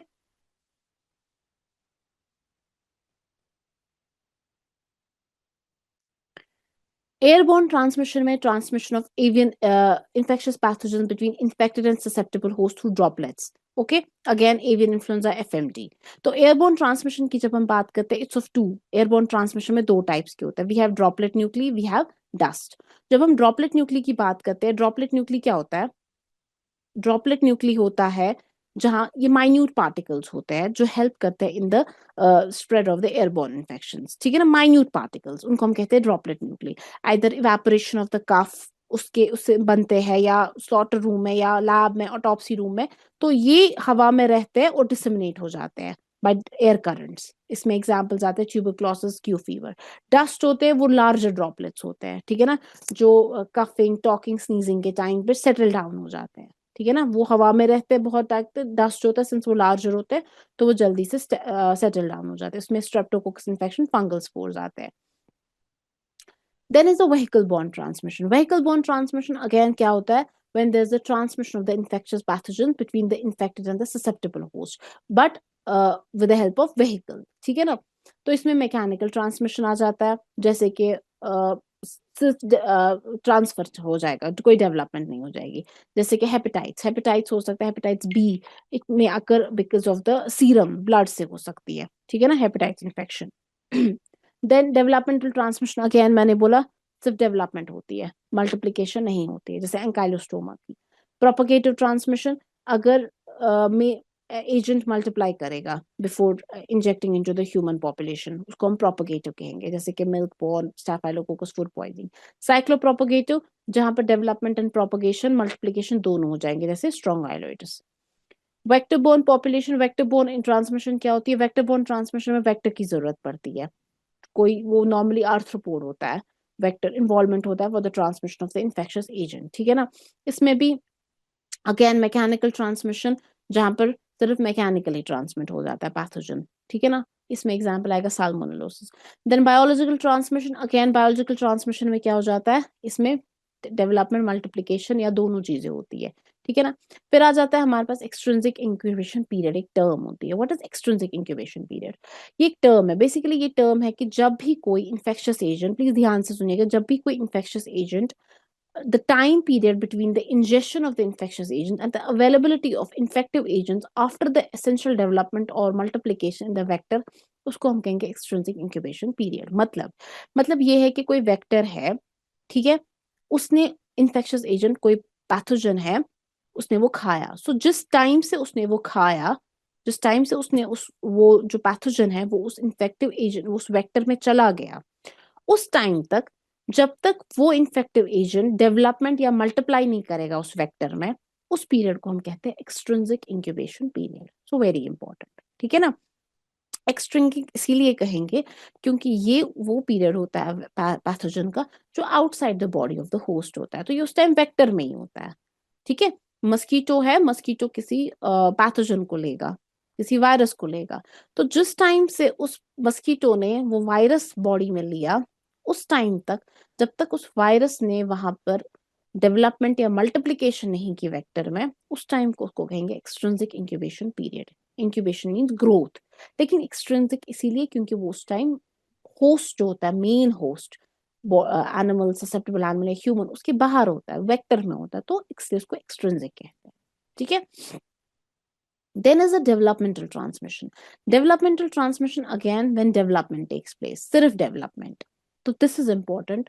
Dirophilaria immitis. Very important. ये नेट एग्जाम्स में भी आते हैं ये एग्जाम्पल्स, और बाकी कॉम्पिटिटिव एग्जाम्स में भी आते हैं। तो dirofilaria immitis and mosquitoes is example of developmental transmission, जहां सिर्फ और सिर्फ डेवलपमेंट होती है। Then we have propagative transmission. Propagative transmission में क्या होता है? Agent merely multiplies but does grow. तो मल्टीप्लाई नहीं होता है, सिर्फ ग्रो होता है, बढ़ रहा होता है, मल्टीप्लाई नहीं होता है। That is plague bacilli. जब प्लेग होता है, यर्सीनिया पेस्टिस, वो बैसिलाई जब रैट फ्लीज में सिर्फ ग्रो हो रहे होते हैं, ठीक है ना। Then cyclopropagative. Cyclopropagative होता है if the agent undergoes development and multiplication. जब development and multiplication दोनों हो जाती है वेक्टर में. That is example is Trypanosoma cruzi in bugs. ठीक है, that is cyclopropagative. अब होता है transmission of zoonotic pathogens associated with the ticks and fleas. तो इसमें आ जाता है transovarian. Transovarian infection होता है, अगेन मैंने आपको बोला, जहां पर वेक्टर्स में एक जनरेशन से दूसरी जनरेशन में, पहले वो पैथोजन जो होता है ना वेक्टर्स के ही, एक जनरेशन ऑफ वेक्टर्स से दूसरी जनरेशन ऑफ वेक्टर्स में चला जाता है, मतलब कि उस टिक में जाएगा, उस वेक्टर में जाएगा, फिर वो वेक्टर जब एग्स ले करेगा, वो जब लार्वा निम्फ बनेगा, वो जब बाइट करेगा, मीन्स एक जनरेशन से दूसरी जनरेशन का वो पैथोजन तब चलता रहेगा, सर्कुलेट होता जाएगा, तब जाके वो फिर ह्यूमन बींग्स को या दूसरे होस्ट में इंजेक्ट करेगा, जैसे रिफ्ट वैली फीवर है, वेस्ट नाइल फीवर है। ट्रांसस्टेडियल होता है वेक्टर, वेक्टर के ही एक स्टेज से दूसरी स्टेज में चला जाता है, मतलब वेक्टर के स्टेजेस होते हैं ना, अपने भी उसकी स्टेज ऑफ डेवलपमेंट होते हैं, तो एक स्टेज से दूसरी स्टेज पर, सपोज निम्फल स्टेज है, लार्वल स्टेज है, मगर एक ही जनरेशन है। ट्रांस ओवेरियन में जनरेशन चेंज हो रही है, माँ बच्चों के माँ के इसमें था वो, फिर वो एग्स जब ले करती है, वो फिर अपने बच्चों के इसमें लाइफ में चली जाती है, बॉडी में चली जाती है। लेकिन ट्रांसस्टेडियल में क्या होता है? एक ही जनरेशन का वेक्टर होता है, उसका निम्फल स्टेज, उनका लार्वल स्टेज, उनका अडल्ट स्टेज, उसी स्टेज की तो पास करती है, बाकी फिर उसी इसमें चली जाती है, उसके बाद फिर वो ह्यूमन पॉपुलेशन में या ससेप्टेबल होस्ट में चला जाता है। एग्जाम्पल है इसका काइसानो फॉरेस्ट डिजीज। फिर हमारे पास आ जाते हैं और दो ट्रांसमिशन, सैलिवेरियन ट्रांसमिशन और आ जाता है स्टर्कोरेरियन ट्रांसमिशन। सैलिवेरियन ट्रांसमिशन क्या होता है? सैलिवेरियन ट्रांसमिशन होता है सलाइवा, मतलब कि अगर infectious agent mid gut, vector के मिड गट में, वेक्टर के मिड गट में जाता है और वहां पर फिर वो मिड गट में डेवलपमेंट वगैरह होती है और मिड गट से वो ऊपर चढ़ता है सैलिवरी ग्लैंड में। वेक्टर का, जो मैं वेक्टर की बात करूं, जो वेक्टर का सैलिवरी ग्लैंड होता है वहां पर वो इन्फेक्टिव स्टेज बनाता है। फिर जब वही वेक्टर किसी दूसरे ह्यूमन बीइंग या एनिमल को बाइट करता है तो वो सलाइवा के थ्रू, कि वो सलाइवा में होता है इन्फेक्शन, वो सलाइवा के थ्रू उस ह्यूमन में जाता है, उस ससेप्टेबल होस्ट में जाता है, उसको हम कहते हैं सैलिवेरियन ट्रांसमिशन। वेरी इंपॉर्टेंट एग्जाम्पल है अफ्रीकन ट्रिपनोसोमियासिस बाय द वेक्टर ग्लॉसिना। तो इस एग्जाम्पल से मैं आपको समझाऊंगी, वेक्टर है ग्लॉसिना, ठीक है ना। तो ग्लॉसिना में ट्रिपनोसोमा जो है ये पैरासाइट है, ये ट्रिपनोसोमा ग्लॉसिना के मिडगट में गया, वहां पर उसने डेवलपमेंट की, फिर ये वापस मिडगट से उसके सलाइवा में चला गया, ग्लॉसिना के सलाइवा में। और जब ग्लॉसिना ने दूसरे ह्यूमन बींग को या किसी एनिमल को बाइट किया तो उस सलाइवा के थ्रू दूसरे ह्यूमन बींग्स में चला गया, उसको कहते हैं सैलिवेरियन ट्रांसमिशन। दूसरा होता है स्टर्कोरेरियन ट्रांसमिशन। स्टर्कोरेरियन ट्रांसमिशन होता है जब इन्फेक्शियस एजेंट डेवलपमेंट जाता है मिड गट में, अब वेक्टर के मिड गट में चला गया, लेकिन उस मिड गट से वो ऊपर नहीं गया, वो सलाइवा में नहीं गया, वो हाइंड गट में चला गया, मींस रेक्टम के थ्रू चला गया। और फिर वो रेक्टम के थ्रू कहाँ जाएगा? उसके फीसिस में जाएगा, और वो फीकल कंटामिनेशन जब हो जाएगी उससे वो दूसरे एनिमल या दूसरे ह्यूमन बींग्स में ट्रांसफर हो जाएगा, उसको हम कहेंगे स्टर्कोरेरियन ट्रांसमिशन। जैसे कि चागास डिजीज, तो बग्स जो होती है, जो ट्रिपनोसोमा क्रूजाई होता है वो बग्स में चला जाता है, बग्स के मिडगट में चला जाता है, और उन बग्स के मिडगट के साथ साथ वो उसके बग्स के हाइंड गट में चला जाएगा। फिर बग्स जब एक्सक्रीट करती है फीसिस, वो ट्रिपनोसोमा उसी में होता है। वो फीकल कंटामिनेशन जब ह्यूमन बींग्स के फूड में जाएंगी या in contact with the human beings आ जाएंगी किसी तरीके से भी, तो वो उसके थ्रू फिर इन्फेक्ट करती है ह्यूमन बींग्स में, not the bite but by faeco oral route, faecal contamination, उसको हम कहेंगे स्टर्कोरेरियन ट्रांसमिशन, ठीक है। देन वर्टिकल ट्रांसमिशन, अगेन हमें पता है जब इन्फेक्शियस एजेंट इन्फेक्टेड मदर से बच्चों में वन जनरेशन से नेक्स्ट जनरेशन में चली जाएंगे, आइदर हेरिडिटरी एक्वायर्ड और कॉन्जेनाइटल एट बर्थ, और इन्फेक्शन ओवम में चला जाएगा, एम्ब्रियो में ही चला जाएगा, उसको हम वर्टिकल से। लेकिन वर्टिकल ट्रांसमिशन में जूनोटिक डिजीजेस यूजुअली ट्रांसमिट नहीं होती है, ठीक है ना। Then is the routes of transmission. Now हमें पता है where different routes of transmission. We have ingestion. Ingestion होता है जब infectious agent through food या through water ह्यूमन बॉडी में चला जाएगा, ठीक है ना। और जो भी इंजेक्शन के थ्रू होते हैं वो अब हमेशा फॉलो करते हैं फीको ओरल ट्रांसमिशन, है ना, क्योंकि नॉर्मली इन्फेक्शियस एजेंट वो एक्सक्रीट होते हैं फीसेस में, एंड देन वो usually due to unhygienic standards oral route से बॉडी में चले जाएंगे, जैसे साल्मोनेलोसिस, कोलाइबासिलोसिस, ये फीकल रूट के थ्रू निकल जाते हैं और फिर अनहाइजीनिक स्टैंडर्ड्स की वजह से ये ओरल रूट से वापस दूसरे की बॉडी में चले जाएंगे। देन इनहेलेशन, अगेन इनहेलेशन जब ड्रॉपलेट्स के थ्रू या ड्रॉपलेट न्यूक्ली के थ्रू एक ह्यूमन एनिमल से ह्यूमन बींग्स में चले जाएंगे। एग्जाम्पल है एवियन इन्फ्लुएंजा, है ना। एनिमल्स जो पोल्ट्री होती है वो ब्रीद आउट करती है यही एवियन इन्फ्लुएंजा के वायरसेस, और वो ड्रॉपलेट न्यूक्ली के थ्रू हवा में होते हैं, वही जब ह्यूमन बीइंग ब्रीद करता है तो उसके अंदर वो ह्यूमन एवियन इन्फ्लुएंजा जाता है, या ट्यूबरक्लोसिस है हमारे पास एग्जाम्पल, या हिस्टोप्लाज्मोसिस है एग्जाम्पल, ठीक है ना। देन है कॉन्टैक्ट, अगेन जब ट्रांसमिशन हो जाता है from the infected animals to man, direct और इनडायरेक्टली कॉन्टैक्ट हो जाता है इन्फेक्टेड एनिमल्स के साथ, इन्फेक्टेड मटीरियल्स के साथ, जिससे वो इन्फेक्शियस एजेंट जो होता है ना वो in contact with the susceptible host आ जाता है। तो वो कांटेक्ट थ्रू, मतलब ब्रूसुला मैंने आपको बोला, रेबीज के थ्रू, कैट स्क्रैच, फीवर, इनसे भी हो सकते हैं। Sorry. Then is inoculation. Inoculation में क्या होता है जब इन्फेक्शियस एजेंट बॉडी के अंदर इंट्रोड्यूस करते हैं, जैसे बाइट के थ्रू, वूंड के थ्रू, ठीक है ना, तो नीडल प्रिक के थ्रू, तो जब इनोकुलेट करता है बॉडी के अंदर, that is known as inoculation, ठीक, जैसे येलो फीवर, रेबीज, ठीक है। Then is iatrogenic transmission. Again iatrogenic transmission क्या होता है? Iatrogenic means created by doctor, ठीक है ना। मीन्स जब अगर doctor in unhygienic surgical practices करेगा, मेडिकल प्रैक्टिसेस करेगा, अनहाइजीनिक हैंड्स यूज करेगा टू ट्रीट द वूंड और to treat any kind of tissue वगैरह जिससे इन्फेक्शन जा सकता है बॉडी में, उसको हम कहेंगे iatrogenic transmission. Then we have tetanus, है ना। कभी कभार क्या होता है, अनहाइजीनिक सर्जिकल इंस्ट्रूमेंट्स या कुछ यूज होता है तो रेबीज हो सकता है, again I said due to corneal transplantation.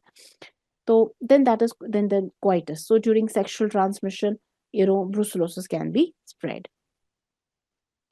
Then transmission cycles, so zoonotic diseases again they exist in through three main transmission cycle.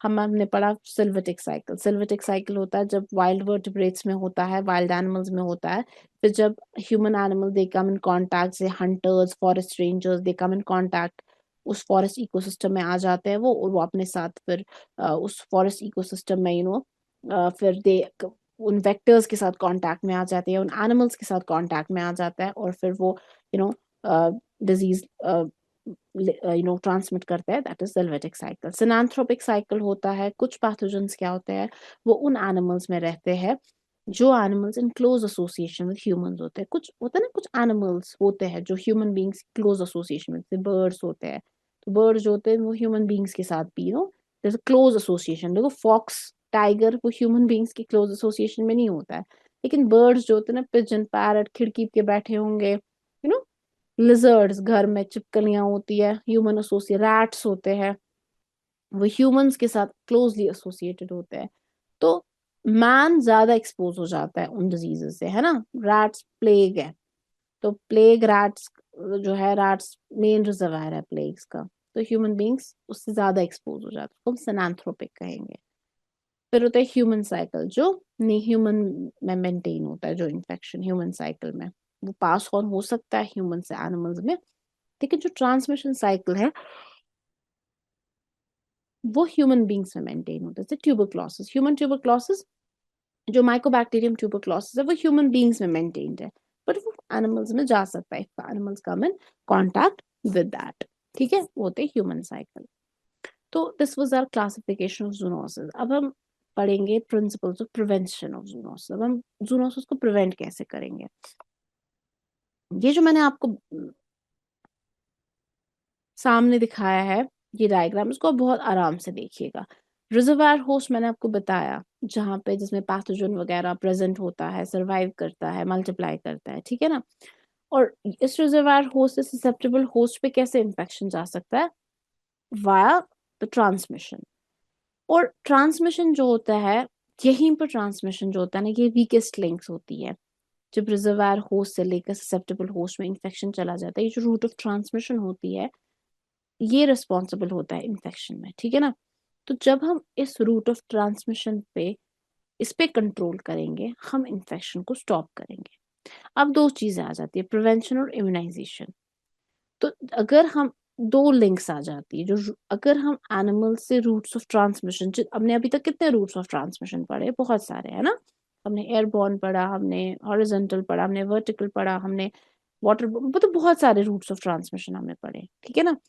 तो जब हम रिजर्वायर होस्ट से लेकर to the routes of transmission, अगर हम उनको प्रिवेंट करेंगे, वहां पर हम प्रिवेंशन अप्लाई करेंगे, तो डिजीज का चेन ब्रेक हो सकता है, उससे भी हम एक जूनोटिक इन्फेक्शन स्प्रेड हो सकते हैं, स्प्रेड होने से रोक सकते हैं।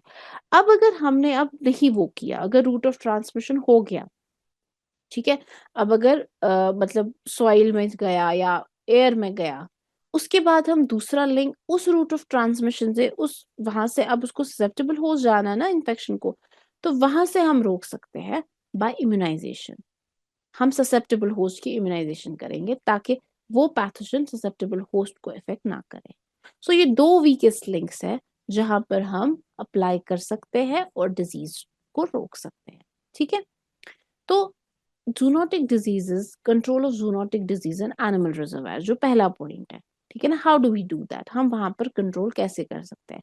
First and foremost thing is early diagnosis. जब हम देखते हैं, हमें पता है कि zoonotic diseases animals to humans भी जाती है, ह्यूमंस टू एनिमल्स भी जाती है, but we are more concerned about animals to humans. तो जब हमें पता है कि पर्टिकुलर हर्ड है, यहाँ पर ब्रूसला फैल रहा है, ठीक है ना, तो व्हाट डू वी डू?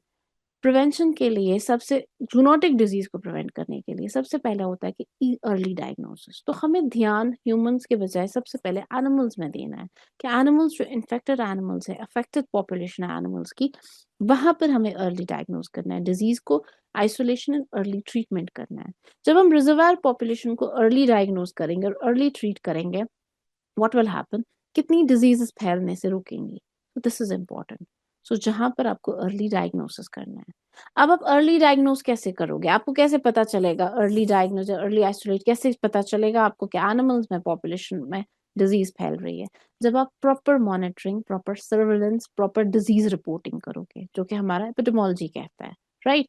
आपको पता है कि वेटनेरियंस है और हेल्थ ऑफिशियल्स है, जब उनको पता है कि ये पर्टिकुलर एरिया, इस पर्टिकुलर फार्म में ये डिजीज फैलने का खतरा है, एंथ्रैक्स फैलने का खतरा है, साल्मोनेलोसिस फैलने का खतरा है, ब्रूसोलोसिस फैलने का खतरा है, तो वो कैसे पता उनको चलेगा खतरा है? जब ये प्रॉपरली एनिमल्स को मॉनिटर करेंगे, प्रॉपर रिपोर्टिंग करेंगे एनिमल्स की डिजीजेस की, प्रॉपर सर्वेलेंस करेंगे, मॉनिटरिंग देखेंगे, ऑब्जर्व, रूटीन ऑब्जर्वेशंस करेंगे एनिमल्स पे, तब जाके उनको पता चलेगा हाँ जी भाई, एनिमल्स बीमार है, एनिमल्स ये डिजीज, यहाँ पे डिजीज होने का खतरा है। तो तब हमें जाके रोकना है, क्योंकि इंसानों में रोकना वो तो बाद की बात है, पहले आप एनिमल्स में तो डिजीज रोके, ठीक है ना? आप कंट्रोल करें एनिमल्स की मूवमेंट को ताकि इन्फेक्शन स्प्रेड हो जाए, ठीक है? तो वो जो रिडक्शन होती है उसको हम कहते हैं कंट्रोल, हम करते हैं इस तरह से एनिमल रिजर्वायर में। फिर हम ससेप्टेबल एनिमल पॉपुलेशन में कैसे रिड्यूस करते हैं? वहां पे भी तरीके हैं, हम प्रिवेंशन करते हैं, हम कंट्रोल करते हैं। Prevention is something else, control is something else. Prevention होता है, उसमें आ जाता है immunoprophylaxis, chemoprophylaxis, genetic resistance, niche filling, and there is again control. Control में एनवायरमेंटल हाइजीन, हाइजीनिक प्रैक्टिसेस वगैरह, ठीक है ना? तो हम पहले जाते हैं मास इम्यूनाइजेशन के लिए। मास इम्यूनाइजेशन क्या होती है? मास इम्यूनाइजेशन होती है जब हम पूरी पॉपुलेशन को वैक्सीनेट करते हैं, इम्यून बनाते हैं पूरी पॉपुलेशन को, ठीक है ना? ताकि व्हाट विल हैपन, जो एनिमल रिजर्वायर, जो ससेप्टेबल एनिमल पॉपुलेशन, उनको हम पूरे को वैक्सीनेट करते हैं। जब हम पूरे इम्यून पॉपुलेशन को मासली वैक्सीनेट करेंगे, तो इन्फेक्शन नहीं जाएगा ना वहां पर, क्योंकि ऑलरेडी अगर कोई already rabies, for example rabies चल रहा है, रेबीज इज देयर, ठीक है ना? तो रेबीज को हमने हमने पॉपुलेशन को, डॉग पॉपुलेशन की बात करते हैं, स्ट्रे डॉग पॉपुलेशन है, अगर हम अपने इर्द गिर्द देखेंगे अपने एरियाज में, तो rabies is a big problem in India. It is endemic in India, it is a big problem in India, ठीक है ना? Every year so many thousands of people die of rabies, हर साल हजारों लोग रेबीज से मरते हैं। अगर डॉग पॉपुलेशन में आप इम्यूनाइजेशन करो, मास इम्यूनाइजेशन करोगे, ह्यूमन पॉपुलेशन में आप मास इम्यूनाइजेशन, तो रेबीज फैलेगा? बिल्कुल नहीं फैलेगा। तो मास इम्यूनाइजेशन में आप, नहीं फैलेगा रेबीज, क्योंकि आपने पॉपुलेशन को इम्यूनाइज किया, ठीक है? Another is mass chemotherapy. मतलब मास कीमोथेरेपी में आप क्या करते हो? आप क्लिनिकल इन्फेक्शन को प्रिवेंट होने से रोकते हो, ठीक है ना?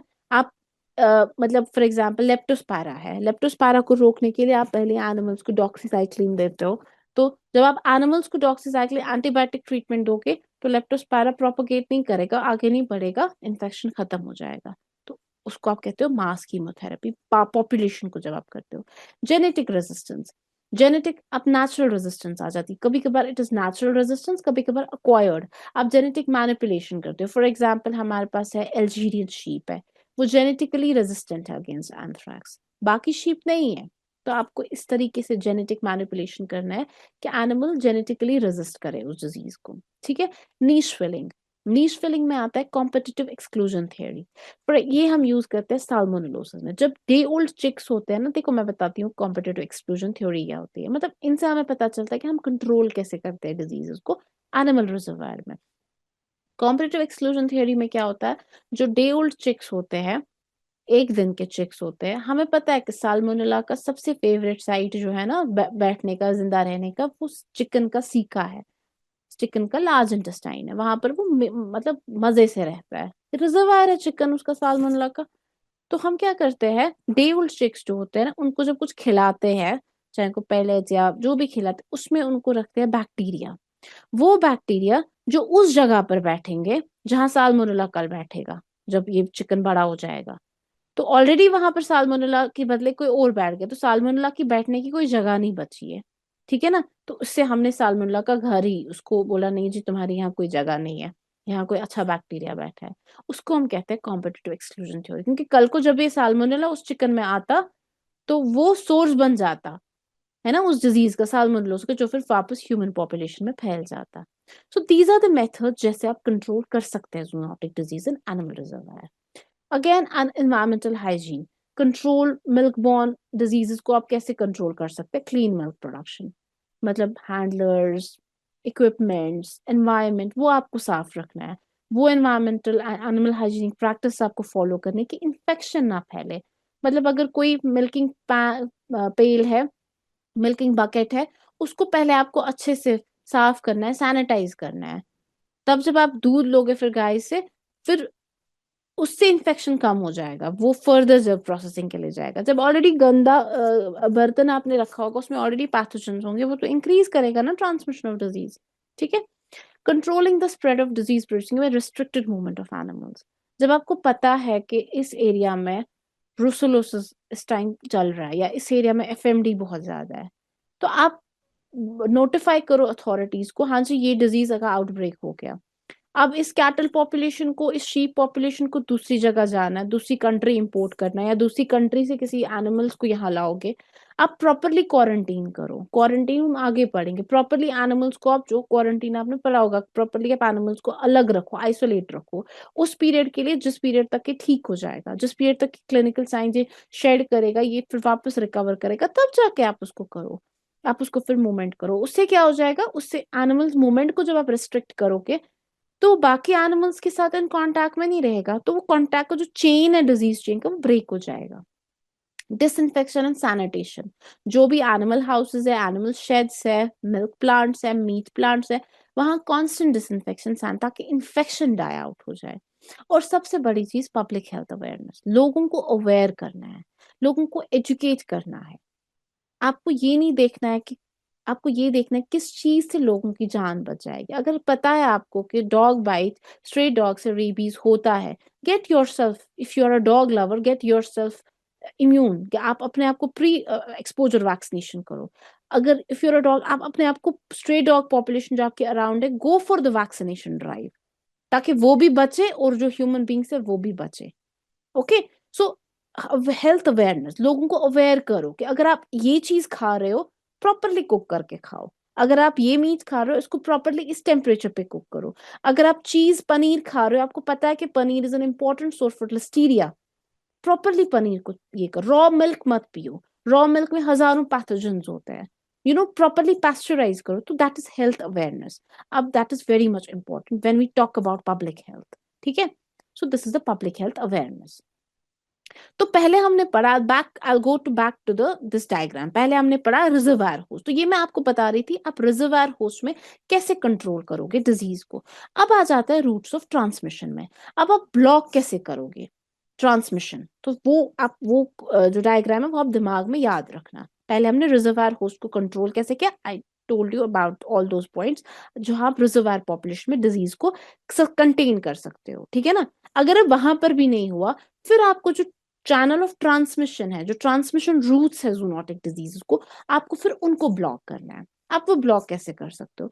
First is reducing the contact potential. आपको फिजिकल कॉन्टैक्ट खत्म करना है विद द इन्फेक्टेड एनिमल्स या बायोलॉजिकल मटेरियल्स, या जो एक्सक्रीटा होता है उसको खत्म करना है। तो जब आप, क्योंकि वही ट्रांसमिशन है ना, एनिमल्स का कॉन्टैक्ट एक ट्रांसमिशन बन जाता है, उनके जो मटेरियल्स है वो ट्रांसमिशन का बन जाता है, उनके जो फोमाइट से या एक्सक्रीटा है एनिमल्स का, वो भी बन जाता है ट्रांसमिशन, है ना। तो उसको आपको अवॉइड करना है।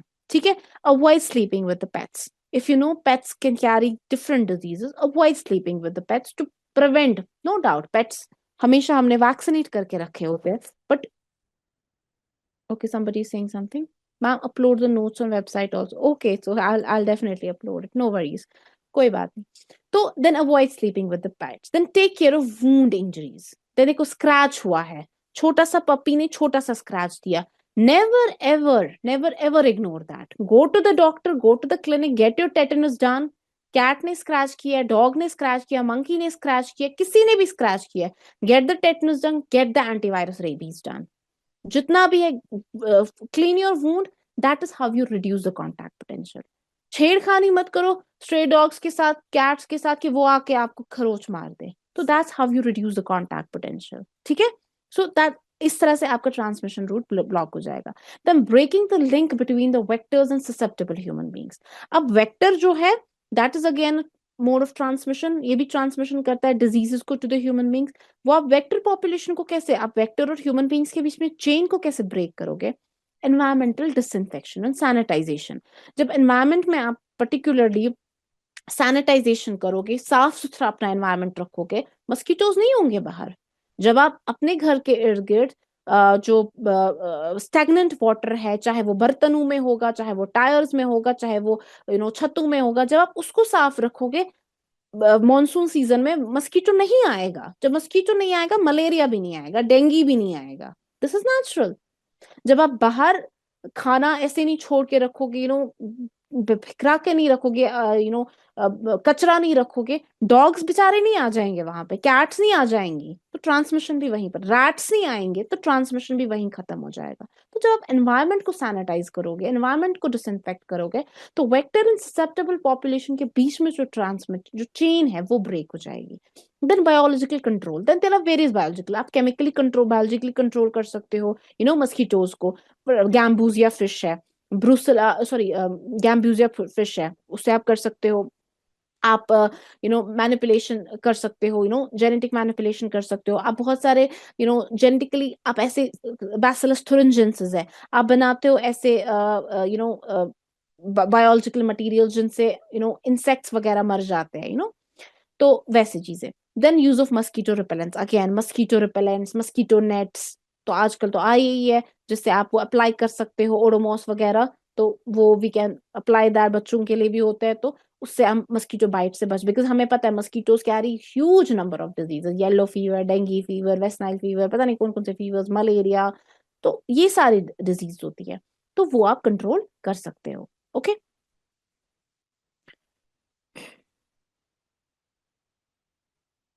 Then is the blocking the airborne spread. अब आप एयरबॉर्न स्प्रेड को कैसे ब्लॉक करोगे? Ventilation, proper ventilation. सर्दियों में ज्यादा होता है कि हवा काफी डेंस होती है, पॉल्यूशन होता है, डेंस होती है हवा, तो जो पार्टिकल्स होते हैं वो हवा में काफी देर तक, क्योंकि जब मोमेंट ही नहीं होगी हवा की, तो पार्टिकल्स काफी देर तक सस्पेंड रहते हैं हवा में, तो पैथोजेंस भी सस्पेंड रहेंगे. तो जब इंसान ब्रीथ करता है तो हवा के साथ साथ पैथोजेंस को भी ब्रीथ करता है. तो वेंटिलेशन बहुत इंपॉर्टेंट है. देन फेस मास्क, उसकी वजह से ऑब्वियसली ड्रॉपलेट्स, हम फेस मास्क तो पोल्यूशन के लिए यूज ही करते हैं, ड्रॉपलेट्स के लिए भी हम यूज करेंगे, तो उससे हमें पैथोजन भी अंदर नहीं जाएंगे. Avoid visit to the polluted areas. Physical isolation of highly susceptible individuals. कोई बंदा बहुत ज्यादा खांसी कर रहा है, बहुत ज्यादा जुकाम है, ओके, कोई एनिमल बीमार है, आपको पता है कि इस एरिया में एनिमल्स, मतलब आपके पेट बीमार है, तो बेटर है isolate that pet for a period of time. Infection क्यों करवाना है खुद को भी और अपने साथ साथ बाकी लोगों को भी. ठीक है ना. That is the airborne spread. Then blocking the vehicle borne spread. Vehicle borne spread को कैसे आप ब्लॉक करोगे? फोमाइट्स, जो कंटामिनेटेड फोमाइट्स होते हैं उनको आप अवॉइड करोगे. कॉन्टैक्ट मतलब सॉइल, मिट्टी के साथ जरूरी है खेलना, मिट्टी के साथ, मतलब दीज थिंग्स, ये बहुत छोटी लगती है बट ये इन द लॉन्ग रन बहुत बड़ी है. बच्चों को मिट्टी के साथ, जरूरी नहीं है पार्क्स जाएंगे तो मिट्टी के साथ, उस पार्क में डॉग ने भी अपना एक्सक्रीटा डाला होगा, रैट ने भी डाला होगा, एंड वी नो ये लोग कितने पैथोजेंस कैरी करते हैं. ठीक है. वूंड इंजरी को प्रोटेक्ट करना. वूंड हुआ है, again go for tetanus, go for clean the wound disinfectant के साथ. स्क्रैचेस है, clean the wound, go for anti ARV, anti rabies vaccine, go for tetanus. Very important. Protective clothing. जब भी आप एनिमल्स को, फॉर एग्जाम्पल इन्फेक्टेड एनिमल्स को treat कर रहे हैं, कॉन्स्टेंटली यूज ग्लाव्स, गम बूट्स, एप्रन्स, फेस मास्क, अपने आप को प्रिवेंट कीजिए. Hygienic method of slaughter follow कीजिए. ठीक है ना. Safe disposal of waste. जितने भी फिर आपको मिल्क प्लांट से, मीट प्लांट से, एबेटॉय से वेस्ट है, उनको डिस्पोज ऑफ, आपको सेफ डिस्पोजल. ये नहीं कि कोई आपको विजरा मिल गया, लिवर लंग है इन्फेक्टेड शीप का, सड़क पे फेंक दिया. सड़क पे कौन खाएगा? सड़क पे डॉग खाएगा. और अगर वो if it will be suffering from echinococcosis granulosis या हाइड्रेटिडोसिस, डॉग इन्फेक्ट हो जाएगा. राइट. तो वो इन्फेक्शन डाई आउट नहीं हो जाएगा, वो ट्रांसमिशन चेन में फिर से एड अप हो गया. तो ऐसे ही आप वेस्ट को फेंक देते हो, ऐसे ही आप चिकन के विजरा को या शीप के विजरा को बाहर सड़क पे फेंक देंगे. This is against the ethics, this is against the our public health rules, ठीक है ना। Safe handling of the processed food, storage आप करो, आप फूड प्रोसेसिंग फैसिलिटीज में जाओ, safely handle process storage of food करो, that will die out, that will block the vehicle spread.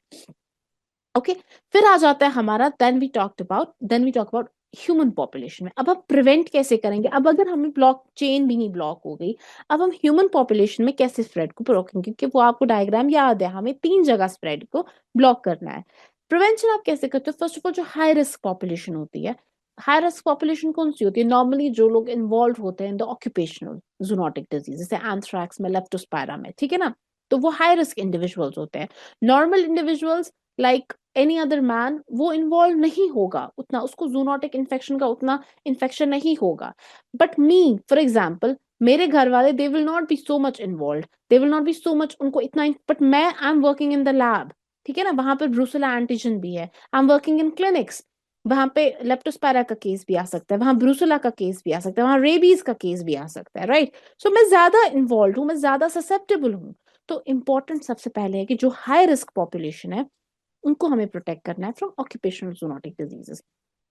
और वो हम कैसे कर सकते हैं, उनको एजुकेट करना है, पर्सनल हाइजीन उनको मेंटेन करना है, ग्लव्स लगाना है, wash hands frequently, protective clothing, ठीक है। इम्यूनाइजेशन सबसे बड़ी चीज, अगर कोई क्लिनिक्स में काम कर रहा है उसको एंटी रेबीज वैक्सीन प्रोफाइलैक्टिक देना ही है, प्री एक्सपोजर वाला प्रेप उसको देना ही है, ताकि अगर इफ इट गेट्स बिटन तभी प्रेप है, उसको फिर 2 ही डोज लगाने हैं, राइट। तो immunization against any other disease, बाकी ब्रूसुला के है, बहुत सारे डिजीज है जिनको आप इम्यूनाइज खुद को कर सकते हो पहले ही, ठीक है।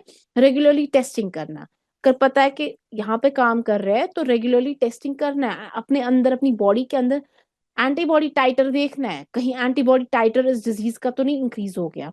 एंटीबॉडी टाइटर क्यों इंक्रीज हो जाएगा, अगर हमें फॉर एग्जाम्पल किसी बंदे को ब्रूसुला इन्फेक्शन हो गया तो बॉडी एंटीबॉडीज बनाएगी ना अगेंस्ट ब्रूसुला, तो जब बॉडी के अंदर ब्रूसुला का एंटीबॉडी टाइटर इंक्रीज हो जाएगा, that is will show us कि हाँ जी इसको ब्रूसुला इन्फेक्शन हुआ है। कॉन्टैक्ट पोटेंशियल कम करना है, पता है कि अगर इस तरीके से कॉन्टैक्ट थोड़ा सा कम करेंगे हम तो उस तरीके से हम बच जाएंगे, ठीक है ना। लाइफस्टाइल अपना इंक्रीज करना है, अर्ली डायग्नोसिस बहुत इंपॉर्टेंट है, एनवायरमेंटल हाइजीन मेंटेन करना, जब हम एनवायरमेंट को मेंटेन करेंगे अच्छे से तो डिजीजेस मैक्सिमम वहीं पर खत्म हो जाएंगे। Regular antemortem, animal slaughter houses में सबसे बड़ी बात है कि रेगुलरली हम एंटीमॉर्टम करेंगे। एंटीमॉर्टम इंस्पेक्शन जब हम करते हैं उससे मैक्सिमम डिजीजेस जो होती है वो प्रिवेंट होंगी, ठीक है ना। एंटीमोर्टम एग्जामिनेशन से वी कैन डिस्कवर कि हाँ जी animal suffering from listeriosis, animal suffering from rabies. जब हम एंटीमोर्टम क्या होता है, लाइव एग्जामिनेशन जब एनिमल्स का करते हैं बिफोर स्लॉटरिंग, ठीक है ना, तो मैक्सिमम डिजीजेस की एनिमल्स वहीं पर पता चल जाती है, वहां हम उनको फिर जो भी होगा अनफिट होगा डिटेन करना होगा वहां पर हम पता कर सकते हैं, ठीक है ना। Was very important in coordination between medical veterinary and public health personnel, जिसको हम वन हेल्थ कॉन्सेप्ट कहते हैं, ठीक है ना।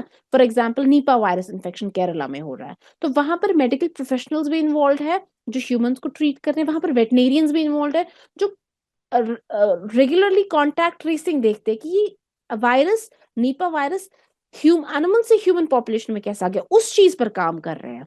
एंड देन एनवायरमेंटलिस्ट काम कर रहे हैं वहां पर, देख रहे हैं what are the environmental condition जो फेवर कर रहे हैं नीपा वायरस इन्फेक्शन को। तो जब ये तीनों मिलकर बैठकर काम करेंगे, जिसको हम वन हेल्थ कॉन्सेप्ट कहते हैं, जब ये हर डिजीज में अप्लाई होगा तो उस वजह से क्या होगा, डिजीज की जो अर्ली ट्रीटमेंट या डिजीज की प्रिवेंशन जो है वो जल्दी हो जाएगी। Then notification reporting of diseases, ठीक है। तो बहुत सारे वेटनेरियंस, कल को आप लोग वीओ हो जाएंगे कहीं पर, आप लोगों ने किसी भी जगह पर डिजीज को ये देखा, डिजीज को आपने सुना या डिजीज को ऑब्जर्व कि ये डिजीज आ रही है इस रीजन में, ओके, देन कॉन्स्टेंटली रिपोर्ट करना है टू द हायर अथॉरिटीज, क्योंकि हायर अथॉरिटीज ही इस डिजीज को फर्दर कंट्रोल करने में हेल्प कर सकती है। We can not let go, अच्छा जी आ गया case in UP, we have JE Japanese encephalitis endemic in UP, right. तो जापानीज एंसेफेलाइटिस इज अच्छी खासी जूनोटिक डिजीज है, तो वी हैव टू नोटिफाई, तो हमें नोटिफाई करना है हायर अथॉरिटी, जेई फैल रहा है, दैट इज एंडेमिक, वो क्योंकि ये जो नेशनल इम्यूनाइजेशन स्केड्यूल है उसमें जेई कौन बच्चों को दिया जाता है, जेई इज आई थिंक 13 कुछ ऐसे एज में दिया जाता है that JE vaccine. Disinfection and sanitation around the animal house, around the premises, अपने घरों के इर्द गिर्द, okay. And again public health awareness, लोगों को अवेयर करना रिगार्डिंग द डिफरेंट डिजीजेस, उनकी प्रिवेंशन, ठीक है ना।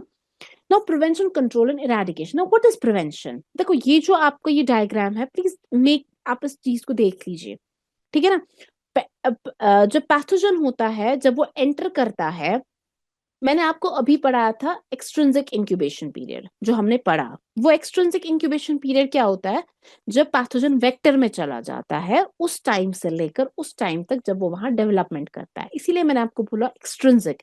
एक्सट्रिंसिक इसीलिए मैंने बोला क्योंकि वो जो होस्ट था उसकी बॉडी के बाहर था, ठीक है ना। अब जब वो पैथोजन उस वेक्टर से निकल गया और वो पैथोजन अब किस में गया? होस्ट में चला गया, ठीक है ना। तो होस्ट में उसके बाद उसका स्टार्ट हो जाता है इंट्रिंसिक इंक्यूबेशन पीरियड, ठीक है ना। Intrinsic incubation period, okay. Entry of pathogen to the production of the disease. लेकिन जहां से वो पैथोजन एंटर होता है टू द क्लिनिकल मैनिफेस्टेशन, वो उसका बन जाता है इंक्यूबेशन पीरियड। तो हमारे पास तीन टर्म्स है, पहले मैं इस डायग्राम को आपको एक्सप्लेन करूंगी। हमारे पास एक्सट्रिंसिक इंक्यूबेशन पीरियड है, हमारे पास इंट्रिंसिक इंक्यूबेशन पीरियड है, और हमारे पास इंक्यूबेशन पीरियड है। एक्सट्रिंसिक इंक्यूबेशन पीरियड हमने पढ़ा जब पैथोजन वेक्टर में जाएगा, उस टाइम से लेकर उस टाइम तक जब तक वो वहां पर डेवलपमेंट या मल्टीप्लिकेशन नहीं करेगा, ठीक है।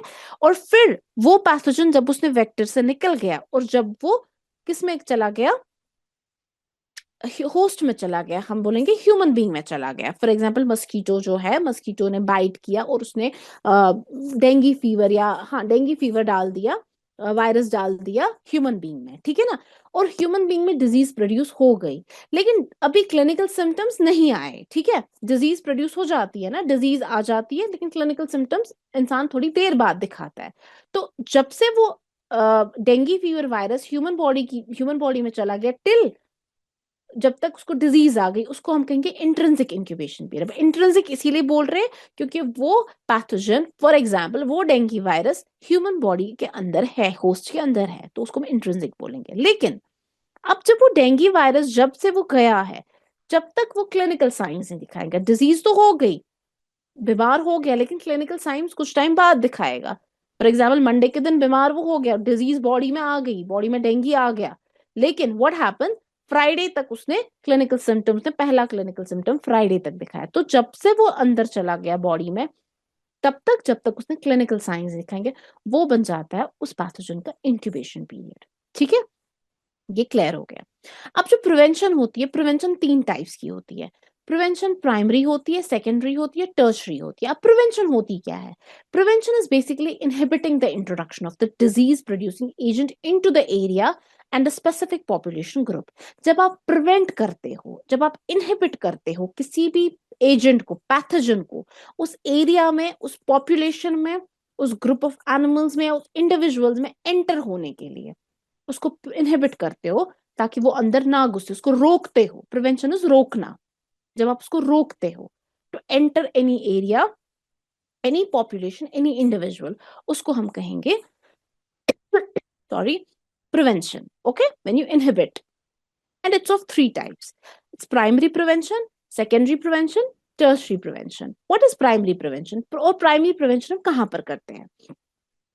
प्राइमरी प्रिवेंशन में आ जाता है क्वारंटीन एंड वैक्सीनेशन। अब आप देखिए प्राइमरी प्रिवेंशन डायग्राम में, आप देखिएगा आपकी स्क्रीन पे होंगी। प्राइमरी प्रिवेंशन हम कहाँ करते हैं? प्राइमरी प्रिवेंशन हम करते हैं जब पैथोजन बॉडी में एंटर हो जाए before the production of disease. मतलब एक्सपोजर, फॉर एग्जाम्पल कोई एक्सपोज हुआ टू द इन्फेक्शन, रेबीज, ठीक है ना, कोई एक्सपोज हुआ टू द रेबीज, लेकिन अभी उसमें डिजीज डेवलप नहीं हो गई। So what is the primary prevention? You go for post exposure prophylaxis. हम रेबीज का इंजेक्शन करते हैं, हम उस एनिमल को, उस ह्यूमन बींग को क्वारंटीन रखते हैं, अलग रखते हैं। चलो ह्यूमन बींग को इसलिए नहीं रखते हैं, क्यों? क्योंकि human being dead end host है। ह्यूमन बींग मतलब जब तक कॉर्नियल ट्रांसप्लांटेशन नहीं होगी उसके बगैर ह्यूमन बींग दूसरे ह्यूमन बींग को रेबीज नहीं फैला सकता है। तो एनिमल अगर रेबीड होगा, अगर एनिमल एक्सपोज हो जाएगा to the rabies, what will be do? उसको एक क्वारंटीन रखते हैं। लेट्स टेक अनदर एग्जांपल, कोविड-19। कोई बाहर से आता था, एयरपोर्ट से आता था, या कोई किसी बंदे के पास जाता जिसको कोविड हुआ होता था, तो उसको बोलते उसको क्वारंटीन करो। क्वारंटीन को एक्सपोज हो गया टू द वायरस, लेकिन अभी उसने डिजीज सिम्टम्स नहीं दिखाए, लेकिन फिर भी उसको अलग रखो, आइसोलेट करो, दैट इज क्वारंटीन। या आप वैक्सीनेशन करो जब तक कि आपको डिजीज बॉडी में ना आ जाए, तो वो होती है प्राइमरी प्रिवेंशन। और वो हम कैसे करते हैं? आइदर क्वारंटीन से या तो वैक्सीनेशन से। क्वारंटीन रखेंगे तो वो इन्फेक्शन जो है अगर होगा भी बॉडी के अंदर वो दूसरे को इन्फेक्ट नहीं करेगा, तो वहां पर हम प्राइमरी प्रिवेंट करें, वहां पर हम फर्दर उस इन्फेक्शन को पॉपुलेशन में या बाकी इंडिविजुअल्स में जाने से रोकते हैं, राइट। वैक्सीनेशन होगा, वैक्सीनेशन करेंगे बिफोर द डिजीज, क्योंकि डिजीज के बाद वैक्सीनेशन का क्या ही काम है, ठीक है ना। वैक्सीनेशन हम बिफोर द डिजीज करेंगे तो व्हाट विल हैपन, वो इन्फेक्शन को फाइट करेगा इन द बॉडी, वो डिजीज होने नहीं देगा, राइट। यही तो वैक्सीनेशन का पर्पज है, क्योंकि वो बॉडी में एंटीबॉडीज क्रिएट करेगा। अब अगर फिर असली इन्फेक्शन आ जाएगा, असली इन्फेक्शन भी होगा, बॉडी लड़ सकेगी उस चीज के लिए। That is the basic purpose of vaccination. तो ये क्वारंटीन और वैक्सीनेशन दे कम अंडर प्राइमरी प्रिवेंशन, ठीक है।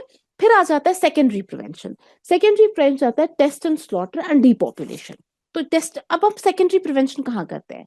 अब फॉर एग्जाम्पल प्राइमरी प्रिवेंशन नहीं हुआ, ना ही क्वारंटीन किया ना ही वैक्सीनेशन किया, डिजीज हो गई, ठीक है, अब जी ये डिजीज है।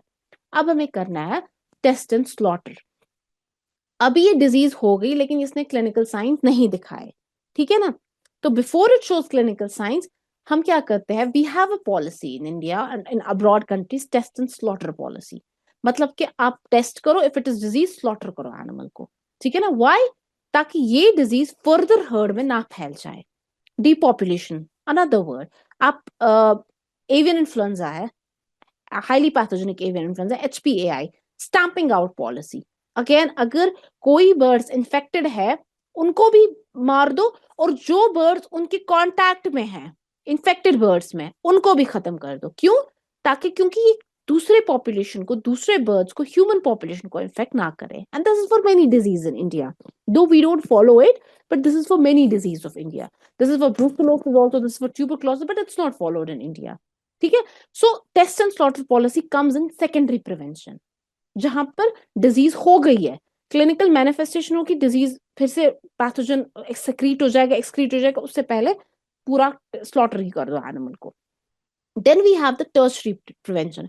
अब जब एनिमल को डिजीज हो गई, animal is showing clinical symptoms, अब कुछ नहीं हो सकता, अब क्या करना है, अब हमें ट्रीटमेंट के लिए जाना है। अब एनिमल को अच्छा ट्रीटमेंट दो, लाइक अब कुछ नहीं कर सकता ना, अब आप वैक्सीनेशन कर सकते हो ना, आप क्वारंटीन, अब क्या क्वारंटीन करने का फायदा है।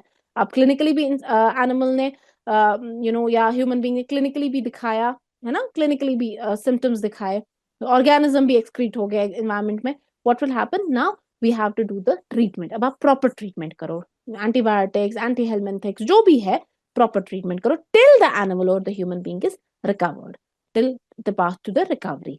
That comes under the tertiary prevention, जिसको हम कहते हैं treatment. So this is the how you prevent the animal, how you prevent zoonotic disease right from the entry of the pathogen से लेकर recovery of the patient तक। Okay, now is the word quarantine। अब थोड़ा quarantine थोड़ा description में पढ़ते हैं। Quarantine होता है लिमिटेशन ऑफ द फ्रीडम या मूवमेंट। जब आप मूवमेंट को लिमिट करते हो, या जो भी एनिमल्स, जो भी ह्यूमन बींग्स एक्सपोज होते हैं to the infection, any communicable disease, कोई भी एनिमल, कोई भी ह्यूमन बींग्स अगर किसी कम्युनिकेबल डिजीज को, इन्फेक्शन को एक्सपोज हुआ है, ठीक है ना, किसी पीरियड ऑफ टाइम तक, ठीक है ना, तो उससे उसे क्या करते हैं, उसे फिर आप उसकी मूवमेंट को लिमिट करते हो, उसकी फ्रीडम को लिमिट करते हो एक जगह पर। क्यों, ताकि वो फर्दर, अगर उसके अंदर इन्फेक्शन होगा भी, वो फर्दर उसको हेल्दी पॉपुलेशन में डिसमिनेट ना करे, ठीक है ना, तो वो फर्दर उसको डिसमिनेट ना करे। तो क्वारंट, अगर हम क्वारंट का मतलब देखेंगे, word quadrant means 40 days, but normally period of 14 days is considered normally. अब किसी किसी चीज में 90 डेज होता है, कैटल में नॉर्मली हम 90 डेज का रखते हैं, शीप कोट में 14 डेज का। बट एग्जिबिट एनिमल जो फॉर एग्जांपल कार्निवोर्स होते हैं, ओमनिवोर्स होते हैं, उनको हम 180 डेज का, अगर हम रेबीज देखेंगे उसका भी बहुत ज्यादा 3 to 4 months होता है, 6 months होता है। तो डॉग्स जो इम्पोर्ट हम करते हैं, अगर कोई डॉग इम्पोर्ट किया जाता है दूसरी कंट्रीज में, if it is anti rabies, अगर उसको वैक्सीनेटेड भी होगा तब भी उसको 4 months क्वारंटीन रखना होता है, ठीक है ना। अगर वो अनवैक्सीनेटेड हो तब 6 months का क्वारंटीन रखना होता है, ठीक है ना। एंड 90 डेट ऑफ क्वारंटीन पे आप वैक्सीनेशन देते हो। तो क्वारंटीन होता है जब आप लिमिट करते हो फ्रीडम ऑफ द एनिमल्स और फ्रीडम ऑफ पर्सन्स। जो भी कोई एनिमल, जो भी कोई ह्यूमन बीइंग अगर एक्सपोज हो गया होता है to communicable diseases for a period of time not longer than usually incubation period of the disease, तो in order to that to prevent effective contact, तो इन ऑर्डर टू प्रिवेंट कि ये disease बाकी susceptible healthy population को ना फैले, apparently healthy population को ना फैले, आप उनकी मूवमेंट को लिमिट कर देते हो, आप उनको आइसोलेट करते हो किसी रीजन में, ठीक है ना, उनको घर पे बैठा देते हो या क्वारंटीन रूम्स रखते हो ताकि वो इन्फेक्शन चला जाए, वो फैल ना जाए इन्फेक्शन, उसको हम क्वारंटीन कहते हैं। Then is control. Control means prevention हमने पढ़ा, प्रिवेंशन होता है आप इनहिबिट करते हो, कंट्रोल होता है आप ऐसे स्टेप्स लेते हो ताकि आप डिजीज को उस लेवल तक पहुंचाओ, कंट्रोलेबल लेवल तक पहुंचो, टॉलरेबल लेवल तक पहुंचो, जहां पर मॉर्बिडिटीज मोर्टेलिटीज बहुत कम हो, उसको आप मतलब उस लेवल तक पहुंचो, दैट इज कंट्रोल, ठीक है ना। इरेडिकेशन, इरेडिकेशन क्या होता है? इरेडिकेशन होता है कंप्लीटली एलिमिनेट करते हो डिजीज। आप किसी पर्टिकुलर जोग्राफिकल एरिया, आप किसी पर्टिकुलर पॉपुलेशन में डिजीज को कॉन्स्टेंटली पूरा का पूरा एलिमिनेट करते हो, पूरा का पूरा वाइप आउट करते हो, उसको कहते हैं इरेडिकेशन। ये होता है या तो टोटल इरेडिकेशन या तो होता है प्रैक्टिकल और partial eradication. What is total eradication? Total eradication होता है जहां पर एजेंट को कंप्लीटली आप रिमूव कर, जैसे स्मॉल पॉक्स है, स्मॉल पॉक्स टोटली इरेडिकेट हुआ है वर्ल्ड में, हाँ it's totally eradicated in the world, ठीक है। We have polio is also almost eradicated from the world, almost, but it's still prevalent in 2 countries, it's prevalent in Pakistan and it's prevalent in Africa, यही 2 countries है जहां पर polio अभी भी है, otherwise it's eradicated. Even in our country we don't have polio here, ठीक है, we have constant anti polio vaccines होते हैं, anti polio drives होते हैं, तो ऑलमोस्ट इरेडिकेट हुई है हमारे कंट्री में। तो देन वी हैव जहां पर कभी कभार क्या होता है प्रैक्टिकल और पार्शियल इरेडिकेशन, जहां पर एलिमिनेशन हो जाती है इन्फेक्शियस एजेंट के उन रिजर्वायर से, ठीक है ना, उन जोग्राफिकल एरिया से, इस पर्टिकुलर जोग्राफिकल एरिया में आप उस एजेंट को इरेडिकेट करते हो, ठीक है। तो वर्ल्ड वाइड नहीं होता है, बट फॉर एग्जाम्पल उस पर्टिकुलर जोग्राफिकल एरिया में, फॉर एग्जाम्पल कैनाइन रेबीज, आप सिटी में डॉग्स से आप इरेडिकेट करोगे, बट फॉरेस्ट वाइल्ड लाइफ में आप रेबीज को इरेडिकेट नहीं कर सकते, इट्स नॉट पॉसिबल, आप वाइल्ड लाइफ पॉपुलेशन में करोगे, उसको हम कहते हैं। देन रिजर्वायर न्यूट्रलाइजेशन, तो इसमें आ जाता है पहला हमारा isolation. What is isolation? Isolation होता है separation for the period of communicability of infected persons और animals from others in such place and under such conditions so as to prevent और limit the direct or indirect transmission of infectious agents from those infected to those who are susceptible who may spread the, so that is separate, again isolation is separate आप करते हो, ठीक है ना। जो उसका communicable period होता है, जिस पीरियड में वो बंदा, वो इंसान, वो ह्यूमन बीइंग इन्फेक्शन को फैला सकता है, तो आप उस पीरियड में उसको सेपरेट करते हो, ठीक है ना। Then test and slaughter, test and slaughter are deliberately killing of the minority infected test positive, जो पॉजिटिव आते हैं फ्रॉम द टेस्ट, उनको आप फिर स्लॉटर करते हो। Depopulation, stamping out policy, stamping out policy में मैंने आपको बोला very good example of highly pathogenic avian influenza, ठीक है ना। वहां पर आप क्या करते हो, आप एनिमल्स को ह्यूमन या अगर कोई पोल्ट्री सफर कर रही है फ्रॉम HPAI, आप इन्फेक्टेड हेंस, इन्फेक्टेड बर्ड्स को भी इनफैक्ट पूरा स्टैंप आउट करते हो, पूरा किल करते हो, स्लॉटर करते हो, एंड दोज बर्ड्स विच उन जो वहां पर है, जो इन कांटेक्ट विद इन्फेक्टेड बर्ड्स है, उनको भी आप स्टैंप आउट करते हो, उनको भी आप we don't use any lab diagnosis, आप सिंपली किल करते हो पर्टिकुलर एरिया पे, ठीक है ना। Then mass therapy, mass therapy is like आप मैक्सिमम पॉपुलेशन को इम्यूनाइज करते हो to maintain the herd immunity. What is that herd immunity?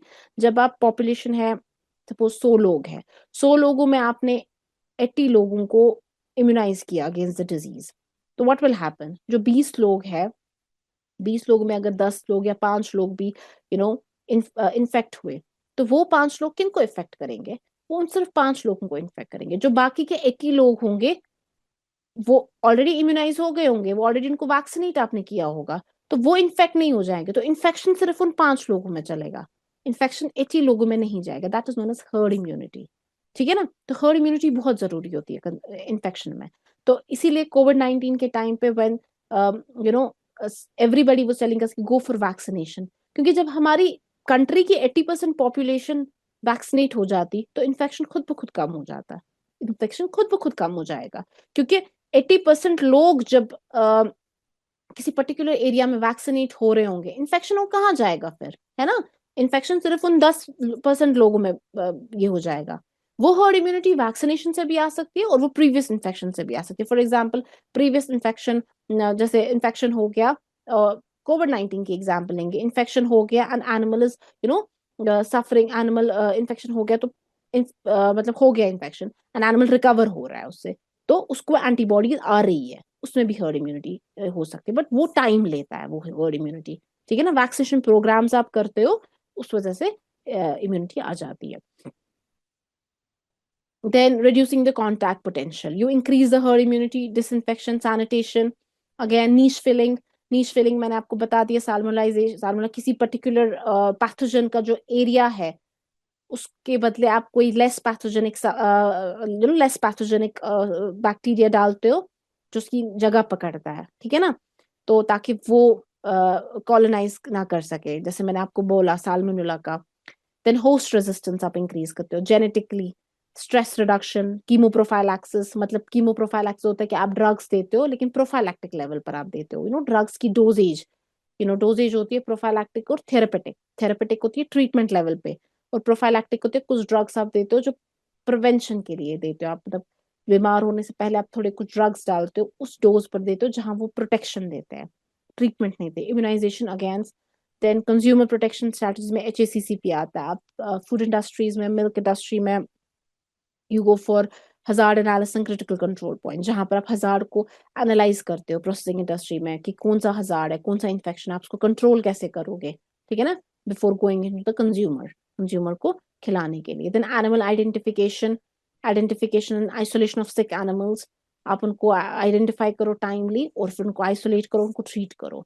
Then health maintenance, again health maintenance में इम्यूनाइजेशन आ जाता है, गो फॉर इम्यूनाइजेशन, इतने सारे zoonotic disease है, we have so many and we have vaccines available for them, go for immunization, animal birth control programs, that's perfect for rabies, ठीक है ना, deworming, again very much important, regular certification आप apply करो, चाहे आप animals को import कर रहे हो एक स्टेट से दूसरी स्टेट में, एनिमल्स को एक कंट्री से दूसरी कंट्री में, गो फॉर सर्टिफिकेशन, देखो उस एनिमल की डिजीजेस स्टेटस क्या है।